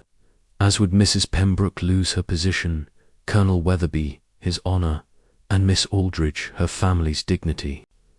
Edmund, Mr. Clark, though you are not so invested, your photograph could unleash scandal. He paused, letting the gravity sink in. The murderer had to be someone who held all these bonds in mind, someone whose motive combined emotional betrayal with fear of ruin, yet also someone who could navigate both the servants' passages and the drawing rooms. Hastings murmured, That narrows our list. Poirot smiled thinly, indeed. But note this, of all these connections, one pair remains, unique: Clarissa Aldridge and Mrs. Pembroke. Clarissa's sister and Mrs. Pembroke share a past beyond lily-livered charity. They served together as volunteers. In the orphanage, Evelyn supported. Clarissa's eyes widened. I did not know. Mrs. Pembroke's lips trembled. Yes, we taught Sunday classes together. Clarissa's sister and Evelyn visited frequently. We shared confidences until a quarrel drove us apart. Poirot continued.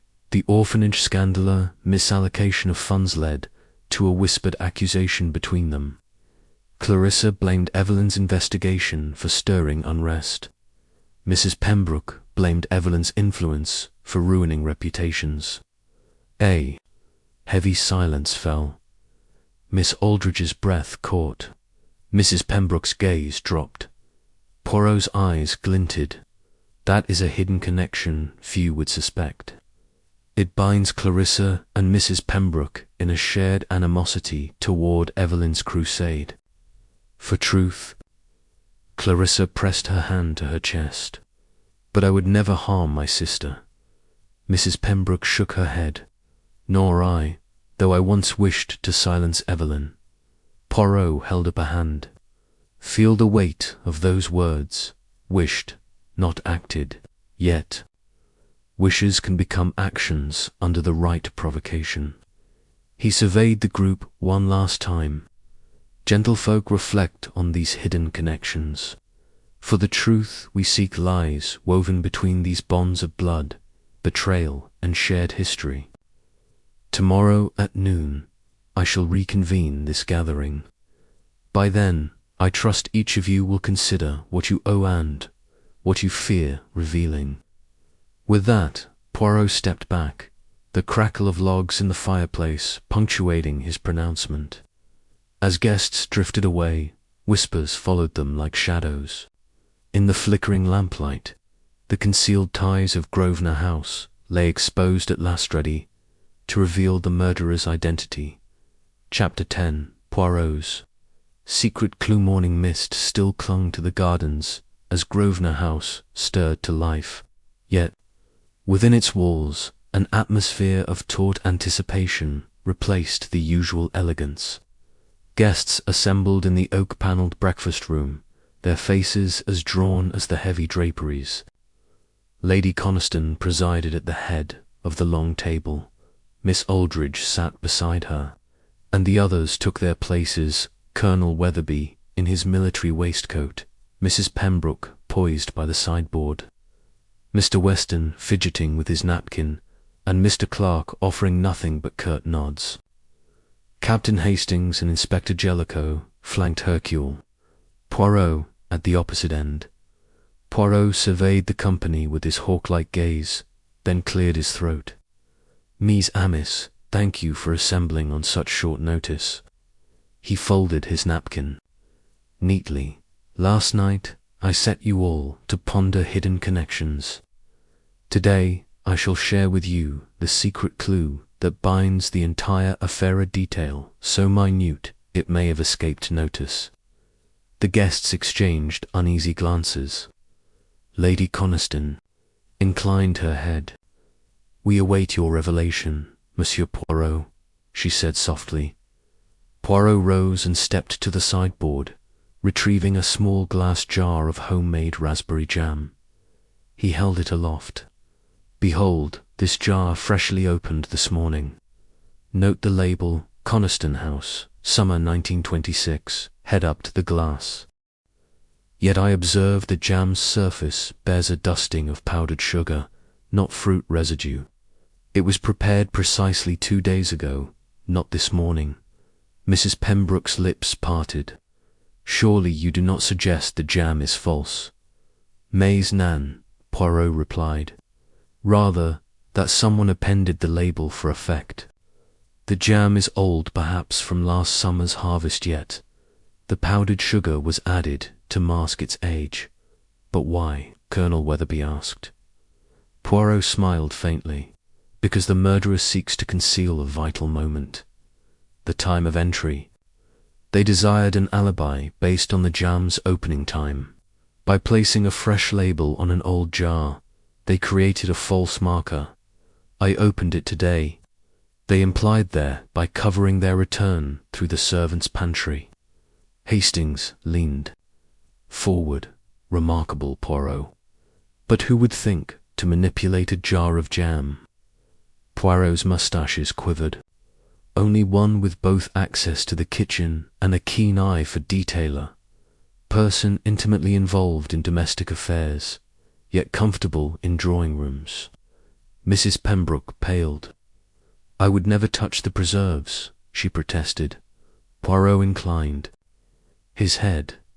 Nevertheless, you manage Lady Coniston's schedule, including meals and provisions. You direct the kitchen staff, who would prepare these jams. But let us consider another, the cook's assistant, Brigitte. She handles these jars daily. Brigitte, summoned quietly, stood at the door, her apron spotless, eyes wide. Monsieur Poirot, I require your testimony, mademoiselle, Poirot said kindly. Tell us of the morning you returned the towel to Mrs. Aldridge's boudoir. Before the crime, Brigitte trembled but nodded. I I fetched fresh towels at Evelyn's request. It was late, we had to prepare her room early. I passed by the pantry, saw the jam jars stacked. I did not open any. Brigitte Poirot said gently, "Did you notice any jar moved from its usual place? Perhaps one that looked new?" Brigitte considered. "Yes, monsieur." A jar sat alone on the counter, label shiny. But I thought it was simply a new batch. Poirot smiled. "Exactly, a single jar distinguished from the rest. The murderer used that jar to leave a false trace. By opening it and placing it back, they created the illusion that they were in the pantry at that moment, providing an alibi." He turned to Mrs. Connolly, the head housemaid, who had been summoned. Mrs. Connolly, who stocks the jam jars. Each morning, the head housemaid, summoned from her quarters, spoke crisply. "I supervise the larder. The preserves are restocked each Tuesday, and Friday yesterday was Friday. No label should have been changed." Poirot nodded. "Then someone altered the label overnight. That requires both access to the larder and familiarity with its stock, either you or someone you trust." Mrs. Connolly's lips thinned. "I do trust Brigitte." Poirot raised a finger. "But our culprit lies elsewhere, for that same person manipulated not just jam, but also manuscript pages. They knew the memoir's contents, and they hoped a false timeline would confound the investigation." Lady Coniston rose, voice steady. "Poirot, your secret clue is elegant. Yet what does it reveal of the murderer's identity?" Poirot's dark eyes flicked to Mr. Weston. "It reveals someone who relies on domestic subterfuge, yet desires to appear above household affairs. Monsieur Weston, you claim to fetch gloves for Mrs. Pembroke. You enter the pantry ostensibly for refreshments. Why else would you disturb the jam?" Weston's face drained of colour. I went to the pantry to seek a glass of water," he stammered. "I did not touch the jam." Hastings interjected gently, "Yet the single jar, labelled freshly, stood nearest the shelf's edge at shoulder height. Only one person, tall enough and with knowledge of the pantry's layout, could reach it. Without displacing others." Weston's voice wavered. I, Poirot, held up a hand. "No need to confess yet, but know this. Your alibi hinges on falsified jam and manuscript fragments. Both reveal a mind that thinks in minutiae and deception." He paused, letting the revelation sink in. "Now, consider your motive. You feared the memoir's chapter would expose your financial misdealings and your involvement in orchestrating Evelyn's quiet removal of that chapter. Your fingerprints were not on the knife nor the weapon. You relied on glove, smears, and staged scenes, but you overlooked the jam." Weston wiped his brow. "Monsieur, you overestimate me." Poirot's eyes twinkled. "Perhaps, yet none other had both the motive, the access, and the cunning to manipulate preserves. The simplest detail often betrays the most complex crime." Inspector Jellicoe stepped forward. "Mr. Weston, you are under arrest for the murder of Mrs. Evelyn Aldrich." A hush fell. Weston's shoulders slumped in resignation. Lady Coniston covered her face with a gloved hand. Clarissa gasped. The Colonel's expression was one of grim satisfaction. Mrs. Pembroke placed a comforting hand on Brigitte's shoulder. Hastings looked at Poirot in awe. "By Jove, Poirot, the jam." Poirot smiled modestly. "My friend, the smallest detail can hide the greatest truth. Now, let us reassemble the pieces and recount the crime in full." As constables escorted Weston away, Poirot returned to the table. "Mon ami, the game is almost complete. But first, we must confirm our suspicions compare the powdered sugars, chemical signature to the pantry's store's end. Then we shall gather all to the final assembly. Hastings nodded, breathless. I shall prepare the notes. Poirot straightened his cravat. Very good. The little grey cells have spoken once. More. Outside, the garden's fountains sparkled in the morning sun, oblivious to the turmoil within. Yet inside Grosvenor House, justice moved quietly, led by a detective whose mind found truth in the shape of a jam jar's label. Chapter 11. Tensions. Rise the hush that fell over Grosvenor House after Inspector Jellicoe's firmly spoken words was so complete that even the crackle of the drawing-room fire seemed intrusive.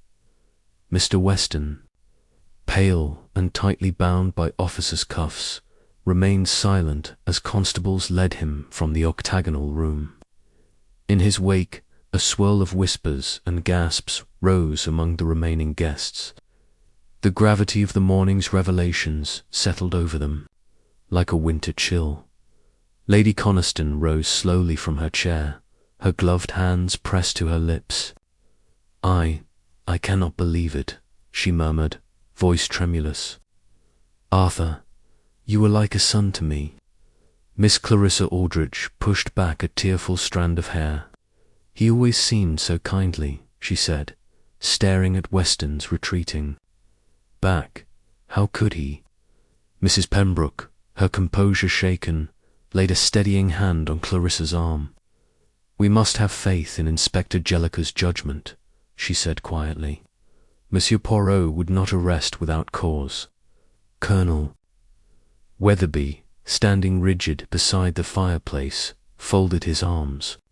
His uniform was immaculate, yet a dark shadow passed over his face. "This house is full of surprises," he observed. "One does not expect a gentleman financier to turn murderer." Hastings stepped toward Poirot, lowering his voice. "Mon ami, the atmosphere is unbearable. Everyone's on edge, suspicions shift like quicksand." He looked around. Lady Coniston's knees trembled. Pembroke's breath came in uneven rasps. Clarissa's eyes were glassy with shock, and the Colonel's jaw was set in silent judgment. Poirot nodded. "Oui, Hastings. The arrest has heightened anxieties. Each suspect feels the noose tighten some with relief, others with dread." He turned to Inspector Jellicoe. "Inspector, might we adjourn to the drawing-room proper? Here tensions will only fracture our inquiries." The inspector agreed, and a constable guided the guests into the larger drawing-room beyond. There, lush curtains and velvet settees provided a more open space. As the door closed, Poirot motioned the group to remain seated while he paced slowly before them. "Ladies and gentlemen," he began, voice calm yet resonant, "we have learned much. The hidden hand of gloves and blades, the tampering of jam, and memoir pages, and the apprehension of Mr. Weston. Yet suspicion is not proof, and confession has not been extracted. Before we proceed further, let us allow a moment for composure." He paused, observing their strained expressions. "I invite you to speak, freely express your thoughts on these developments." A heavy silence ensued until Mrs. Pembroke, clearing her throat, broke it. "If Monsieur Weston is indeed guilty, then why stage so many false leads? Why involve Colonel Weatherby, risk Brigitte's testimony, manipulate the secondary mystery with that pistol?" Poirot inclined his head. "Good question, madame. The murderer thrives on misdirection. Each planted clue served to divert attention, yet each step also risked discovery. Such complexity suggests desperation, a mind trapped by its own lies." Lady Coniston rose, voice firming. "I find it difficult to accept Weston's guilt without hearing his explanation." He has never struck me as capable of violence. Poirot's eyes softened, precisely why he was chosen as the scapegoat. A trusted friend, a familiar face, his fall elicits greater shock and disbelief. But truth often hides behind familiarity. Clarissa spoke next, her voice cracking. Evelyn trusted him. She believed in his integrity. To learn he may have betrayed her, it feels like another wound. Hastings placed a reassuring hand on her shoulder. Your pain is understandable, yet we must rely on facts, not sentiment. Colonel Weatherby's tone was more measured. Emotions run high, but I saw Weston in the pantry myself, shortly before I retired. He claimed to seek water, yet I found no glass in his hand. Poirot turned to the Colonel. Your testimony corroborates the jam clue Weston's presence in the larder, yet you did not see him tampering with labels. The Colonel shook his head. No, but I noticed powder on his cuff-white dust.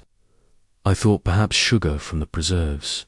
We shall confirm that, Poirot replied.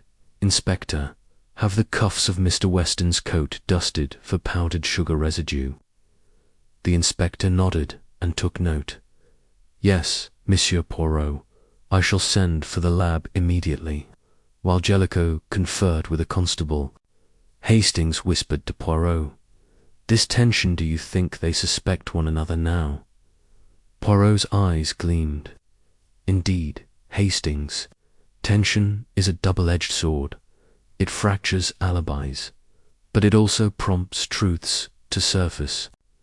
Let them wonder who among them fears exposure next. At that moment, Brigitte entered, summoned by a maid. Her apron was clean, but her eyes were haunted. Monsieur Poirot, she said in a small voice, I have something to tell you. Poirot gestured for her to approach. The guests strained forward, curiosity piqued. Brigitte held a small scrap of paper between trembling fingers. I found this under the pantry door, she said, handing it to Poirot. Last night I was hiding, and heard someone slip it beneath. I thought it unimportant, but now Poirot unfolded the paper. A single line, written in hurried script, read, Watch the hand that pours the tea. A murmur rippled through the room. Tea, Hastings repeated. What could that signify? Poirot's gaze swept the assembled group. Tea is served in the morning and afternoon, yet Mrs. Pembroke is our hostess. Lady Coniston is our lady of the house, and Clarissa often helps in the hospitality. He smoothed his moustaches. This note warns of a subtle hand, one that pours more than liquid it pours deception. Lady Coniston paled. I poured tea for Evelyn this morning. Did you see me, Brigitte? Brigitte nodded. You brought. A tray one cup was already gone. Clarissa's brow furrowed. I poured tea for Mr. Weston later, when I escorted him to the garden. Mrs. Pembroke inhaled sharply. I administered the tea to Colonel Weatherby first thing, before breakfast. Poirot studied them. Thus, 3 poured tea, Lady Coniston, Clarissa, and Mrs. Pembroke. The note suggests the murderer fears detection by their own routine, by the very act of pouring a cup. Hastings exhaled. Another clue to unsettle hearts. Poirot nodded. Yes, let the tension rise until one among you breaks revealing the truth masked by politeness. He addressed the group. Until we meet again at noon, reflect on that. Note, observe, not only what is said, but what is served. Good day. As the guests filed out, some stiff with indignation, others pale with apprehension, Poirot and Hastings remained. The detective stared after Clarissa and Mrs. Pembroke, whose shoulders trembled in silent conversation. Mon ami, Hastings said, This game grows ever more intricate. Poirot's lips curved, for in complexity lies the heart of the mystery, and when tension reaches its zenith, the smallest slip will reveal the biggest truth. Together, they turned toward the window, watching the suspects disperse like leaves in a gust, each one carrying secrets heavier than their own shadow. Chapter 12. The confrontation. The clock on the drawing-room mantel ticked toward noon when Hercule Poirot summoned the remaining guests to the octagonal room once more. Sunlight streamed through the tall windows, illuminating the faint motes of dust that danced in the air as though stirred by unseen hands. The tension among those assembled was palpably suspect, avoided the other's gaze, the note watch. The hand that pours the tea still fresh in their minds. Inspector Jellicoe stood ready to record statements. Captain Hastings hovered at Poirot's side, pen poised. The accused, Mr. Weston, had been removed to the local lockup pending further inquiry.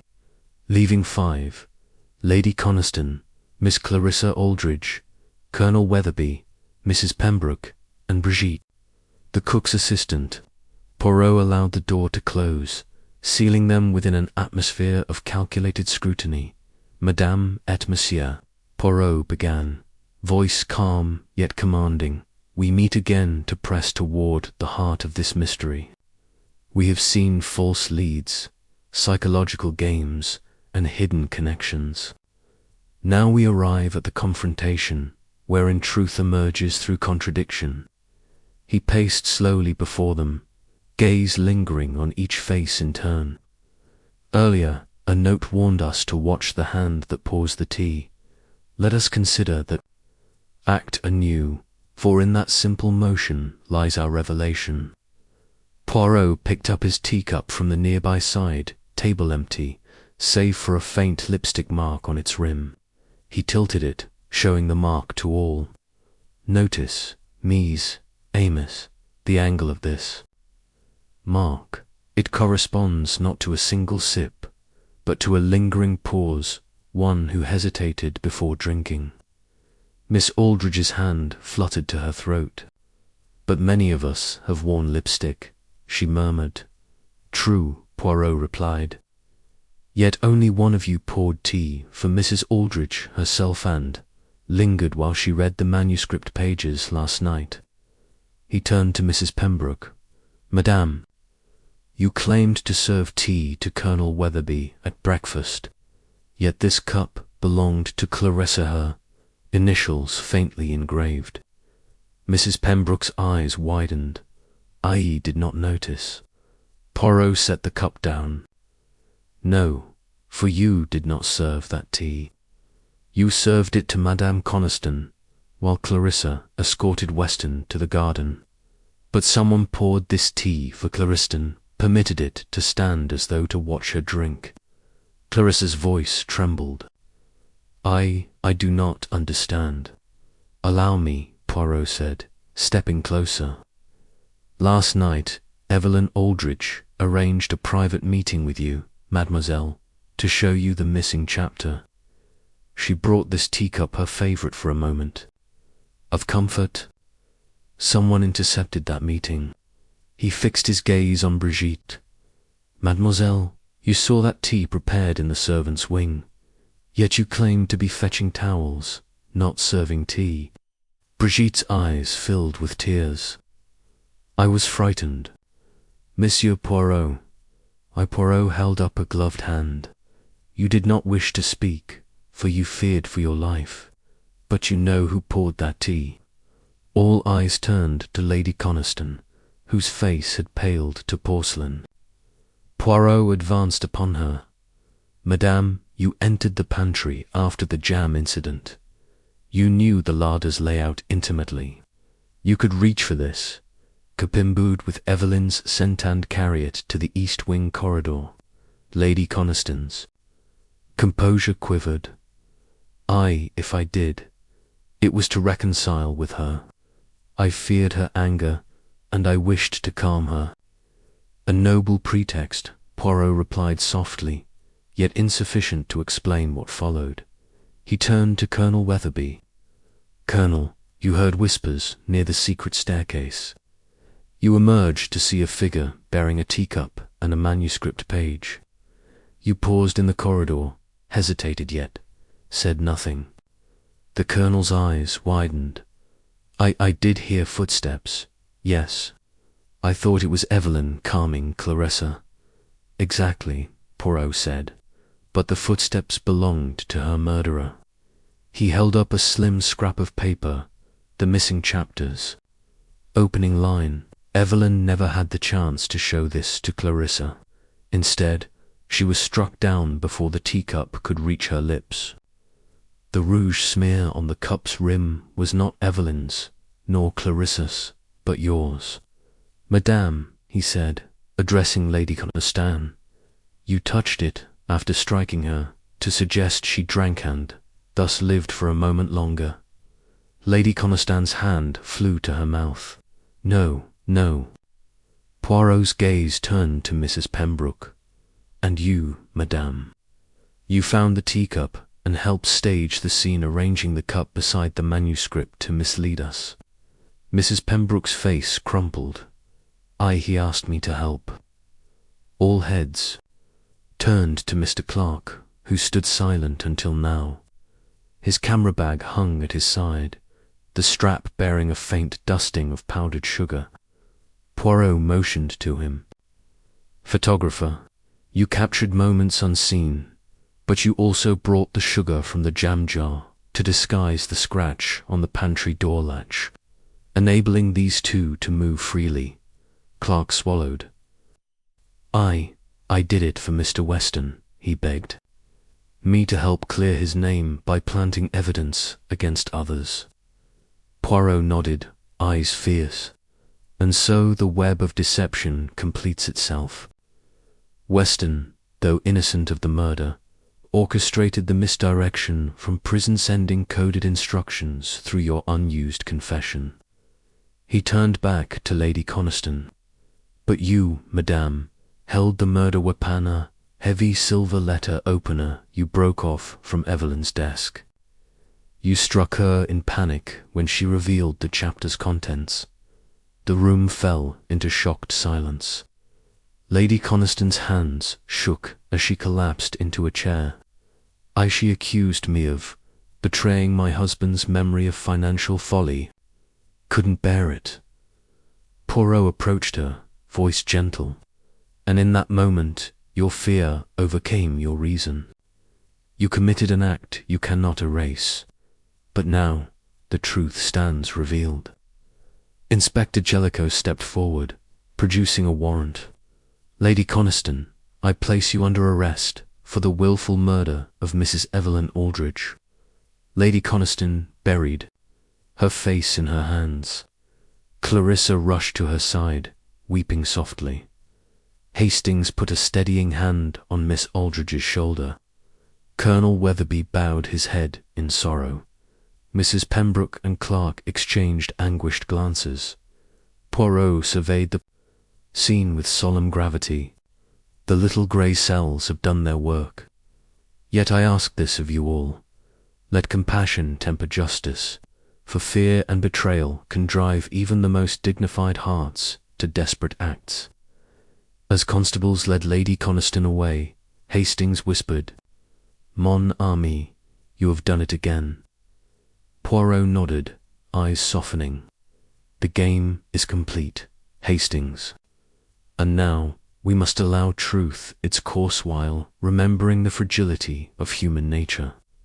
In the hushed octagonal room, the final secret lay bare, and with it, the intricate tapestry of loyalty, deception, and tragedy that had bound Grosvenor House in its shadow. Chapter 13. A desperate attempt to escape night had fallen over Grosvenor House once more. The manicured gardens now shrouded in inky darkness. Inside, only a handful of candles burned in the servants' wing corridor as Captain Hastings and Inspector Jellicoe patrolled the perimeter, ensuring no one entered the east wing staircase unobserved. All seemed secure until a sudden crash echoed through the quiet halls, followed by hurried footsteps and stifled sobs. Poirot, summoned from his study, met Hastings and the inspector outside Mrs. Pembroke's locked quarters. The door's lock lay broken, its splinters scattered on the polished floor. "Mon Dieu," Hastings exclaimed. "She's trying to get out." "Indeed," Poirot replied coolly. "But whether she flees or seeks something within remains to be seen." He produced a slender candle from his coat pocket and led the way inside. The room was in disarray. A chair lay toppled near the wardrobe, its silk cushion torn. Papers fluttered across the writing desk, and a scorched patch on the carpet hinted at recent flame. Mrs. Pembroke's leather folio lay open, its precious pages Lady Coniston's memory. Yet one section, the missing chapter, was gone. Hastings pointed. "She's burned it. See the ash." A small heap of grey dust smouldered near the hearth, and the telltale smell of singed parchment lingered in the air. Poirot stepped carefully. Around the debris, his expression grave. "She has destroyed her only proof, yet at what cost? Without the chapter, we cannot confirm the precise language that drove Lady Coniston to murder." The inspector knelt, inspecting the charred remains. "I will collect what's left for forensic analysis. But now the matter of Mrs. Escape." At that moment, the sound of hurried footsteps approached from the corridor. Poirot raised his hand. "Do not let anyone exit that way." He looked at Hastings. "Together, let us pursue swiftly." They rushed back into the corridor. Hastings's keen ears caught muffled sobs coming from the end of the hall, near the servants' staircase. Poirot motioned him forward, and they crept silently. At the foot of the stairs, a door stood ajar leading to the kitchen yard. Through it, Mrs. Pembroke darted into view, her shawl wrapped tightly around her. "Stop," Hastings called, darting forward. Mrs. Pembroke stumbled as she saw them, her face streaked with tears and rouge. "Please, please, let me go," she cried, voice shaking. "I did what I had to do to protect myself." Poirot emerged beside Hastings. "Madame," he said softly but firmly, "you cannot escape justice through flight." She shook her head, wringing her hands. "They'll blame me for everything. First Lady Coniston, now Weston. Soon it will be me. I cannot bear it." Hastings advanced calmly. "Madame, you are under house arrest. You cannot leave without permission." She paused, her chest heaving. "Then I shall destroy the chapter and be free of its burden. No proof, no crime to prosecute." Poirot stepped closer. "Ah, but the truth is not confined to a single chapter. You attempted to remove evidence, but others saw your intentions." He signalled to Hastings, who produced the scrap of paper Brigitte had retrieved bearing Brigitte eyewitness account of seeing Mrs. Pembroke near the boudoir. Mrs. Pembroke's eyes widened. "She saw me, indeed," Poirot replied. "And Brigitte's testimony, combined with the jam jar label, the glove smears, and Mr. Clark's confession, forms an unbreakable chain. Your destruction of the chapter changes nothing." Tears rolled down Mrs. Pembroke's cheeks. "I only wanted to save the family name. Didn't you see how desperate Lady Coniston was?" Poirot's expression softened. "I understand your loyalty, madame. But loyalty does not excuse murder or concealment of evidence. Now, let us return indoors." He offered her his arm. "You will answer further questions in the drawing room." As they led her away, Hastings paused at the threshold. "Poirot, all the clues in now this dramatic escape reveal the depths of her fear. Yet have we truly seen the full picture?" Poirot nodded thoughtfully. Yes, Hastings. The murderer's hubris led her to believe she could outwit the law through destruction of a scrap of paper. But human nature and our own observations prove more enduring than any ink on parchment. They re-entered the house, the kitchen yard's moonlit facade fading behind them. Inside the corridor, the constables had secured the door. Mrs. Pembroke, head bowed, followed willingly. In the servants' wing corridor, Briziette peered from behind a door frame. Poirot paused and beckoned her forward. Mademoiselle, your courage in delivering that scrap of paper has saved the investigation from losing its final piece. You should rest now. Brigitte lowered her eyes. Thank you, Monsieur Poirot. I only did what was right. Poirot placed a reassuring hand on her shoulder. Bravery comes in many forms, my dear. Now, let us prepare for the next step, the final gathering, where all secrets will be laid bare. As they walked back toward the drawing room, Hastings glanced at the broken lock and the smouldering ashes in Mrs. Pembroke's chamber. A desperate attempt to erase the past, he murmured. Poirot smiled wryly. But the past cannot be so easily erased, Hastings. It lives in memories, in testimonies, and in the very way tea is poured. And soon the final piece will fall into place. Behind them, the corridors of Grosvenor House held their breath, awaiting the grand reveal that would close this tragic chapter once and for all. Chapter 14, the final. Peace falls into place late. Afternoon sun filtered through the tall windows of the drawing room, its golden light mingling with the soft glow of candelabras. The remaining guests, Miss Clarissa Aldrich, Colonel Weatherby, Mrs. Pembroke, Brigitte, and Captain Hastings assembled alongside Inspector Jellicoe, awaiting Poirot's summons. The weight of the past day's revelations lingered in the air. False leads, hidden passages, tampered jam jars, destroyed manuscripts, and a desperate flight. Now, at last, the puzzle's final piece was about to be placed. Poirot entered, his posture serene, eyes alight with quiet certainty. He carried a small leather dossier in one hand and a single white glove in the other. He paused before them and allowed the silence to lengthen, his little grey cells having reached their culmination, mise amis. He began, voice calm yet resonant. We have traversed a labyrinth of misdirection. Each of you has borne suspicion in turn, endured my psychological games, and watched the traps unfold. Yet all these steps were necessary to guide us toward one ultimate clue which, until now, remained overlooked. He laid the dossier on a small walnut table and spread its contents. A photograph of the boudoir, the torn remains of the manuscript, the jam jar label, Brigitte's original note, and inventory lists of gloves and pruning knives. Lastly, he placed the pristine white glove beside them. Observe this glove, Poirot said, lifting it carefully. It was found on the etagere beside Mrs. Aldrich's body.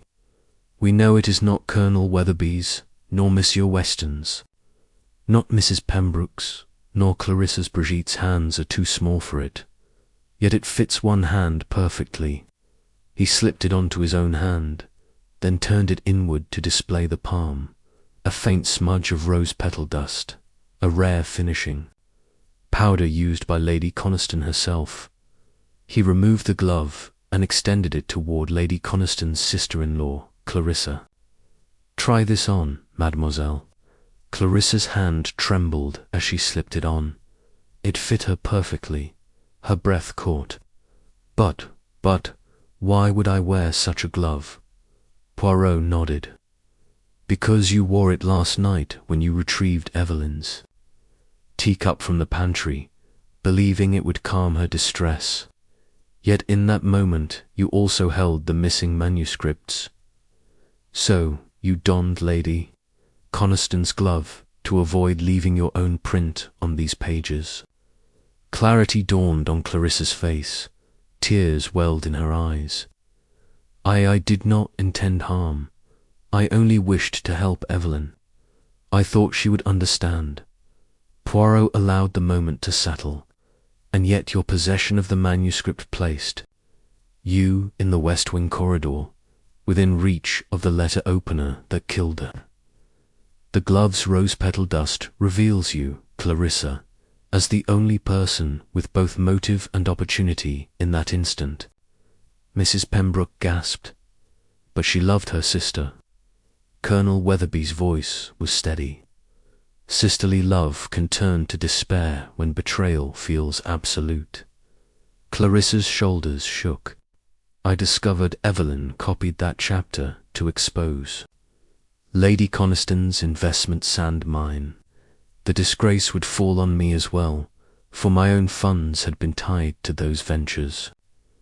I confronted her in the corridor. Her voice cracked. I begged her to let it lie, but she insisted on the truth. She said I was complicit in ruining the family's fortunes. I snapped. Poirot stepped closer, gaze compassionate yet firm. You struck with the letter opener you initially held for protection, not for violence. In panic, you used the desk's instrument.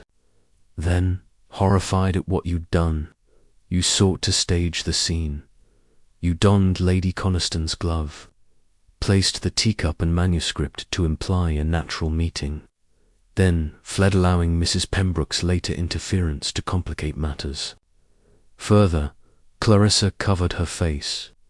It was an accident, a moment of madness. I never wanted her to die. Inspector Jellicoe advanced. Miss Aldridge, you are charged with the willful murder of Mrs. Evelyn Aldridge. His voice was gentle but resolute. Clarissa sank into a chair, tears flowing freely. Hastings knelt beside her, offering a handkerchief. Brigitte stepped forward to comfort the younger woman, while Mrs. Pembroke bowed her head in sorrow. Colonel Weatherby placed a calming hand on his own forehead, as if mourning not only Evelyn but the sister whose impulse had shattered them all. Poirot watched the scene unfold. Now, Mies Amos, he said softly, the puzzle is complete. We have followed each thread, glove, manuscript, jam, pistol, note, and flight to this single, tragic moment. May justice be tempered with mercy for one hooked it from love, however wrongly. He turned to Hastings. Mon ami, shall we fetch Lady Coniston? She must hear this from us before the world outside learns it in another fashion. Hastings inclined his head.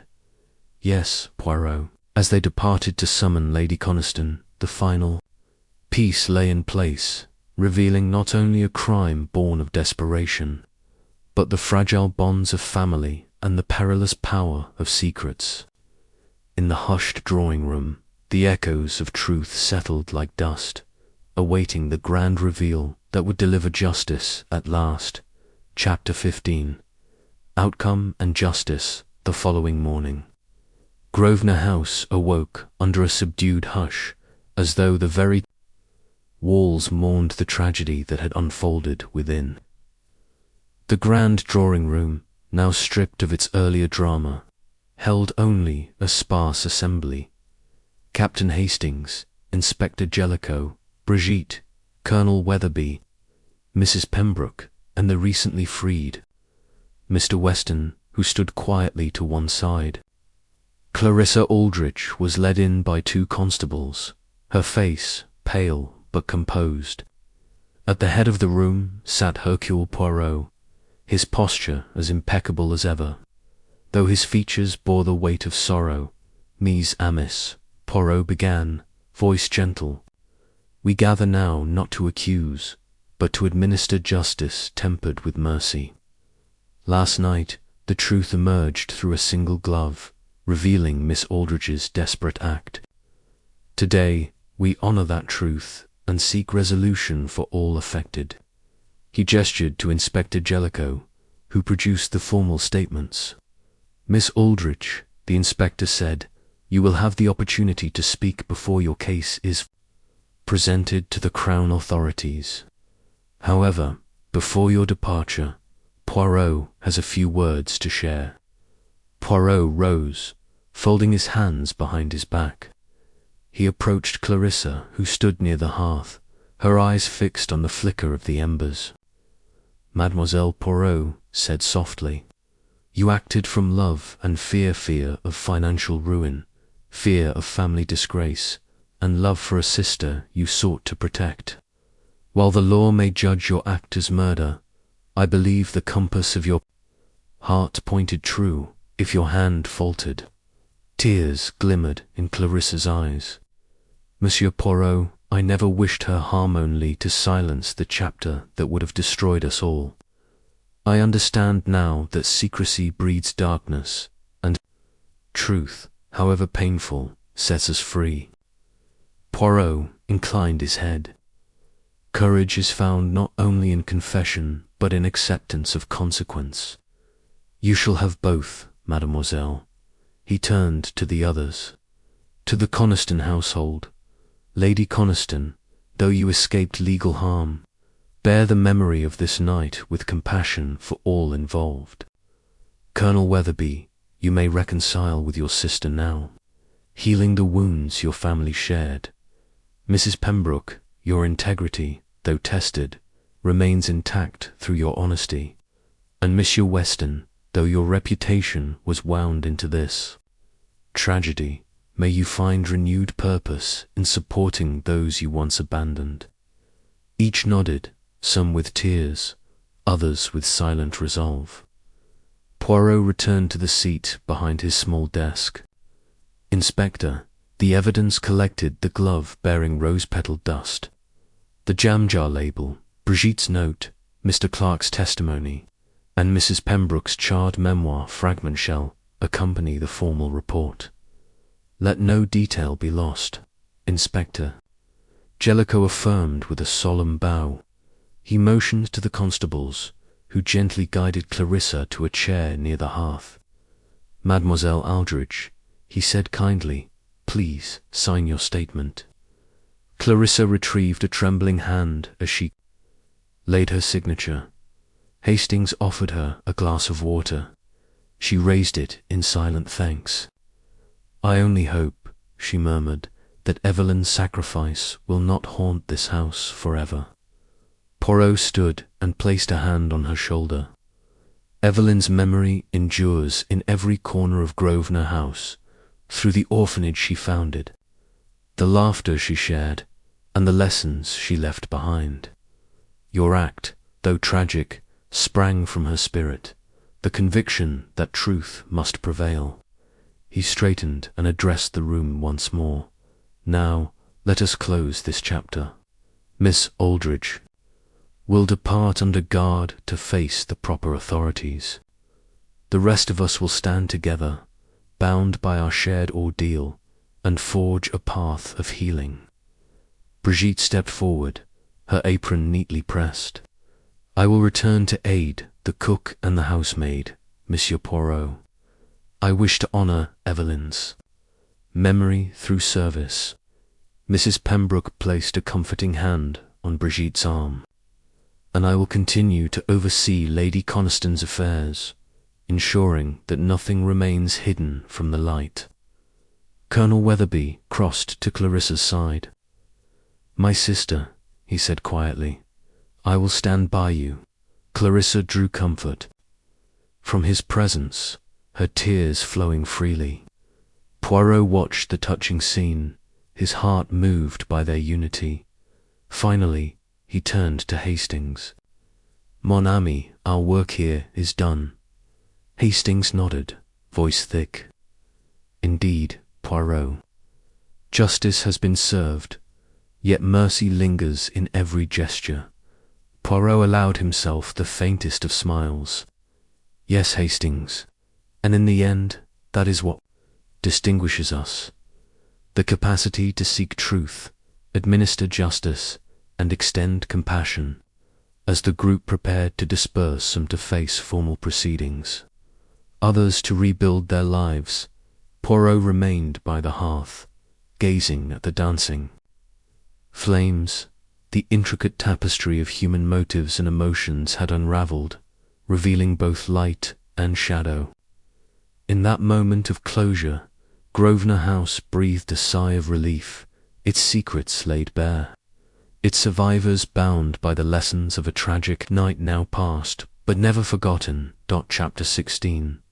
The reveal. Late morning light filtered through the tall windows of Grosvenor House as the remaining household and staff gathered in the octagonal drawing room for one final assembly. Though Clarissa Aldrich had already confessed and been taken under guard, Hercule Poirot insisted upon this concluding demonstration of events, a methodical unveiling to ensure that every witness understood how the tragic sequence had transpired. Captain Hastings and Inspector Jellicoe stood by while the assembled group, Lady Coniston, Colonel Weatherby, Mrs. Pembroke, Mr. Clark, Brigitte, and Mr. Weston took their places in the circle, each bearing a solemn expression. Poirot rose and offered a small bow. Mies Amos, our purpose today is not accusation but clarity. The truth of last night's events has been spoken, yet I deem it essential to reconstruct the precise circumstances for posterity. Let us begin at the moment Miss Aldrich first accessed the East Wing corridor. He moved to a low table upon which lay several carefully arranged items: the ivory-handled Webley pistol, the white suede glove, the charred manuscript pages, the letter opener, and a single slipper. At approximately 9:44, Poirot narrated, Miss Aldrich entered the servants' passage under the guise of fetching towels. There she encountered Brigitte, who had heard voices within the boudoir. In panic, Miss Aldrich slipped on this glove. He held up the white suede glove, bearing Lady Coniston's rose-petal finishing powder, planted earlier to misdirect. By wearing another's glove, she preserved her own prints and ensured that the handkerchief with the initials J.W. might point suspicion elsewhere. Captain Hastings nodded, eyes intent. Poirot continued. Clutching the teacup from the pantry, he lifted the porcelain cup marked with ear. She intended a peaceful parley with her sister, yet upon confronting Mrs. Aldrich with the missing chapter's contents, accusation regarding the Conistons' secret investments, Clarissa's resolve crumbled into fear. Seizing the silver letter opener from the writing desk, he indicated the slender blade she struck in desperation. He paused, allowing the gravity of the moment to settle. Only one blow was needed to fell Evelyn Aldrich, who collapsed upon the leopard skin rug, clutching her own embroidered handkerchief. Virtue and panic warred in Miss Aldrich's mind. To delay discovery, she positioned the teacup and manuscript as if awaiting a calm discussion, then fled via the secret staircase, inadvertently leaving behind the glove and the discarded slipper. Inspector Jellicoe stepped forward to place the slipper on the table. This slipper, he confirmed, matched Miss Aldrich's size and design, proof incontrovertible of her presence. Poirot nodded. Then came the games of misdirection, Poirot resumed, executed by those eager to protect themselves or their associates. Mr. Clark, you confessed to moving the Webley pistol from the gallery to the drawing room. He gestured toward the ivory-handled revolver to heighten the illusion of a secondary crime, thus drawing suspicion from the true culprit. Mr. Clark bowed his head. I feared Lady Coniston's arrest, he admitted, by insinuating a new crime. I believed the investigation would stall. And you, Mrs. Pembroke, Poirot said, turning to the secretary. You destroyed the missing manuscript pages. He pointed to the charred fragments believing the absence of evidence would shield the Coniston family name. Yet, in doing so, you nearly robbed us of the final proof of motive. Mrs. Pembroke's shoulders slumped. I yielded to loyalty, she whispered, though it was a grievous error. Poirot then addressed Lady Coniston.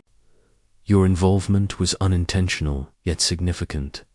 You planted the single jar to fabricate an alibi for Mr. Weston, mislabeling it to imply your own presence in the pantry, when in fact you sought only to allay your sister's fears. Lady Coniston's eyes brimmed with regret. I thought to protect my family, not to obstruct justice. Poirot offered a gentle smile. Intent and effect often diverge in human affairs. Your act compounded the confusion, but did not conceal the truth. Finally, he turned to Colonel Weatherby. Colonel, while you heard the footsteps near the secret staircase, you did not intervene, believing them to be harmless. Yet your silence, though innocent, illustrates how an unguarded moment can alter perception. The Colonel lowered his gaze. I regret my inaction, he said quietly. Poirot clasped his hands. Thus, each person here played a role, some knowingly, others unwittingly, in the tapestry of deception that followed a moment born of desperation. Yet all threads converge upon one tragic fact: Clarissa Aldridge's act, committed in a crucible of fear and misguided loyalty. He folded his arms and surveyed the circle. Now that the path is illuminated, I trust each of you will carry forward a heightened awareness that secrets, once unearthed, cannot be buried again. May this reveal bring closure and, perhaps, forgiveness. He bowed once more. I thank you for your patience and courage. Let justice proceed, and let mercy temper its course. As Poirot stepped back, the room remained hushed, each witness absorbing the final clarity of the crime's reconstruction. Outside, the afternoon sky glowed with the promise of renewal, a tacit reminder that even from tragedy, the light of truth can guide the living toward redemption. Chapter 17. Outcome and justice. Save fortnight had passed since the tragedy at Grosvenor House, and the estate now lay in stillness.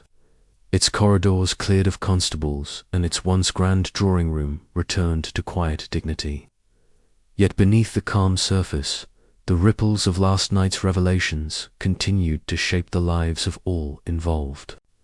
This morning, Hercule Poirot convened a final meeting, this time in Lady Coniston's private sitting-room, to observe the beginning of justice's course. Lady Coniston, seated beside a smouldering hearth, bore an expression of measured sorrow. Colonel Weatherby stood near the window, surveying the dew-sparkled gardens through steady eyes. Mrs. Pembroke arranged fresh flowers in a crystal vase, each bloom a testament to her resolve. Mr. Clark, camera at his side, lingered by the mantel, a shadow of regret etched on his face. Brigitte, resplendent in a neat uniform, hovered respectfully by the door, and Captain Hastings, ever at Poirot's side, prepared to record the outcome of the legal steps to follow. Inspector Jellicoe entered, holding a leather folder. He offered a curt nod to each present before speaking. Miss Clarissa Aldridge has entered a plea of manslaughter on grounds of diminished responsibility.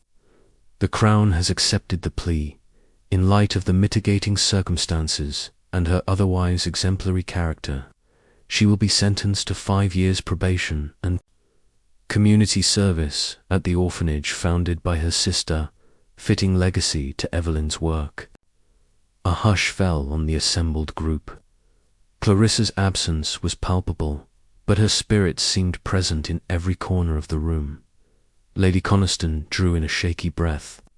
I am relieved that Evelyn's legacy will continue through good works, she said softly, and that Clarissa may atone through service, rather than endure a prison sentence. Poirot inclined his head. Justice, Mies, Amos, must serve both law and humanity. Miss Aldridge's act was driven by desperation and love. Her sentence acknowledges the tragedy of her intention and the value of her future contributions. Colonel Weatherby squared his shoulders. I shall volunteer alongside her, he declared. My sister and I will rebuild our bond through service to those Evelyn championed. Mrs. Pembroke stepped forward, placing a gentle hand on the Colonel's arm. And I too shall assist, ensuring the orphanage's administration reflects Evelyn's compassion. Mr. Clark, voice hushed, added, I will donate my earnings to the cause and remain on call for any portrait work needed to promote the orphanage's mission. Brigitte's eyes shone. I am honored to serve, she said. Madame, may I continue to assist in the kitchen for the benefit of the children? Lady Coniston smiled wanly. Brigitte, your dedication has been a blessing. I would be grateful. For your help. Inspector Jellicoe cleared his throat and glanced at Hastings. Monsieur Poirot, the final matter concerns Lady Coniston herself. No charges will be pursued against her, notwithstanding her involvement in the misdirection. Her cooperation and voluntary surrender of the missing manuscript pages have been deemed sufficient. Lady Coniston exhaled in relief. Thank you, Inspector. I shall face my own conscience every day, but I am grateful to live in service of Evelyn's memory. Poirot stepped forward, gaze calm yet penetrating. Let us not forget, Mies Amis, that the law attends actions, while the heart contends with motives. Each of you, in your own way, will carry the lessons of this crisis. May you honor Evelyn by embracing truth over concealment, compassion over fear. He turned to Hastings. Mon ami, Hastings, I propose we formalize today's proceedings with a small ceremony, one that binds this house anew to Evelyn's ideals. Hastings nodded, drawing a small oak box from his coat pocket. He opened it to reveal a silver key inscribed EA for the orphan's door, 1926. Inside lay an ornate key to the orphanage's front gate. Handing the box to Lady Coniston, Hastings said, On behalf of all here, we entrust this key to you. May it symbolize our commitment to keep Evelyn's light alive. With trembling hands, Lady Coniston accepted the box. She lifted the lid, allowing the key to catch the morning light, then closed it gently. I accept this honor, she whispered. May we all be worthy of her trust. Poirot offered a final nod to each person present. Justice has been served, he said, but it is mercy, charity, and truth that will heal these wounds. Go forth, Mies, Amos, and let Evelyn's spirit guide your days. As the small assembly dispersed, some 2 letters awaiting reply, others to carriages bound for the orphanage. Poirot and Hastings stepped into the hallway. Hastings exhaled. Truly, my friend, justice and compassion have walked hand in hand. Poirot smiled knowingly. For the world we wish to live in is one where truth is followed by mercy, and where even the gravest mistake can yield redemption through service in the name of those we love. Together, they left Grosvenor House, its windows reflecting a new dawn, one in which justice had closed its chapters, and kindness began its enduring story. Chapter 18. The closing remark. The late afternoon sun cast long shadows through the drawing room windows, illuminating the polished wood and gleaming brass of Grosvenor House as its inhabitants gathered one final time. The grand chairs, once a stage for suspicion and revelation, now formed a quiet semicircle around Hercule Poirot, who whose little grey cells rested momentarily. Outside, laughter drifted faintly from the garden's children at the orphanage, free of grief and ready to play. Poirot rose from his chair, smoothing his impeccably starched cravat. "Mes amis," he began softly, "our journey has led us from the first tremor of a scream to the hidden corridors of the heart. We have uncovered false leads, endured misdirection, and witnessed the depths to which fear and loyalty may drive us. Tonight, we bring this tale to its proper close." He paused to regard Lady Coniston, seated beside Clarissa's empty chair. Clarissa, now living under the gentle supervision of the orphanage, would not return to this room, but her presence lingered in the silver key on the mantel.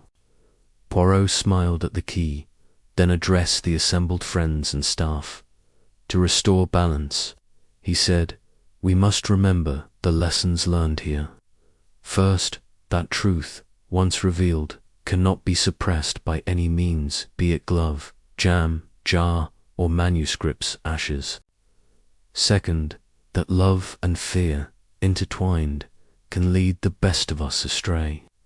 And third, that compassion must follow justice, for the law alone cannot heal the wounds it uncovers." He turned to Colonel Weatherby. "Colonel, your decision to volunteer alongside your sister has already begun to mend old grievances. May you continue to lead with honor, guiding young hearts as steadfastly as you commanded your troops." The colonel inclined his head. "I shall, Monsieur Poirot." Poirot's gaze then found Mrs. Pembroke, who arranged a small bouquet of wildflowers. "Madame, your dedication to truth, though faltering at first, has been redeemed through your honesty. May you always let integrity guide your hands." She offered a gentle smile. "Merci, monsieur." Next, he addressed Mr. Clark. "Monsieur Clark, by lending your talents to Evelyn's cause and relinquishing scandalous photographs, you have proved that art, too, can serve mercy. May your lens continue to capture hope rather than fear." Mr. Clark bowed. "I will remember that, monsieur." Poirot turned to Brigitte, who stood near the doorway. "Mademoiselle, your courage in bringing the final scrap of paper saved the investigation from faltering. May you carry that bravery into all your days and teach others to do the same." Brigitte curtsied. "I shall not forget, monsieur." Finally, Poirot faced Lady Coniston. "Madame, you have borne loss and remorse with dignity. In preserving Evelyn's legacy, you have shown that even the harshest regret may blossom into compassion. May your stewardship of this house and of the orphanage's future honour her memory always." Lady Coniston rose, tears shimmering in her eyes. She bowed her head. "I vow to do so." Hercule Poirot folded his hands, surveying the room one last time. "And now, mes amis, the stage is set for new beginnings. Let the doors of Grosvenor House open wide, welcoming joy in place of sorrow, and may the echoes of truth guide every footstep." A gentle hush followed, broken only by the soft ticking of the grandfather clock. Poirot allowed himself the briefest of smiles before stepping back. Captain Hastings approached, a glint of admiration in his eyes.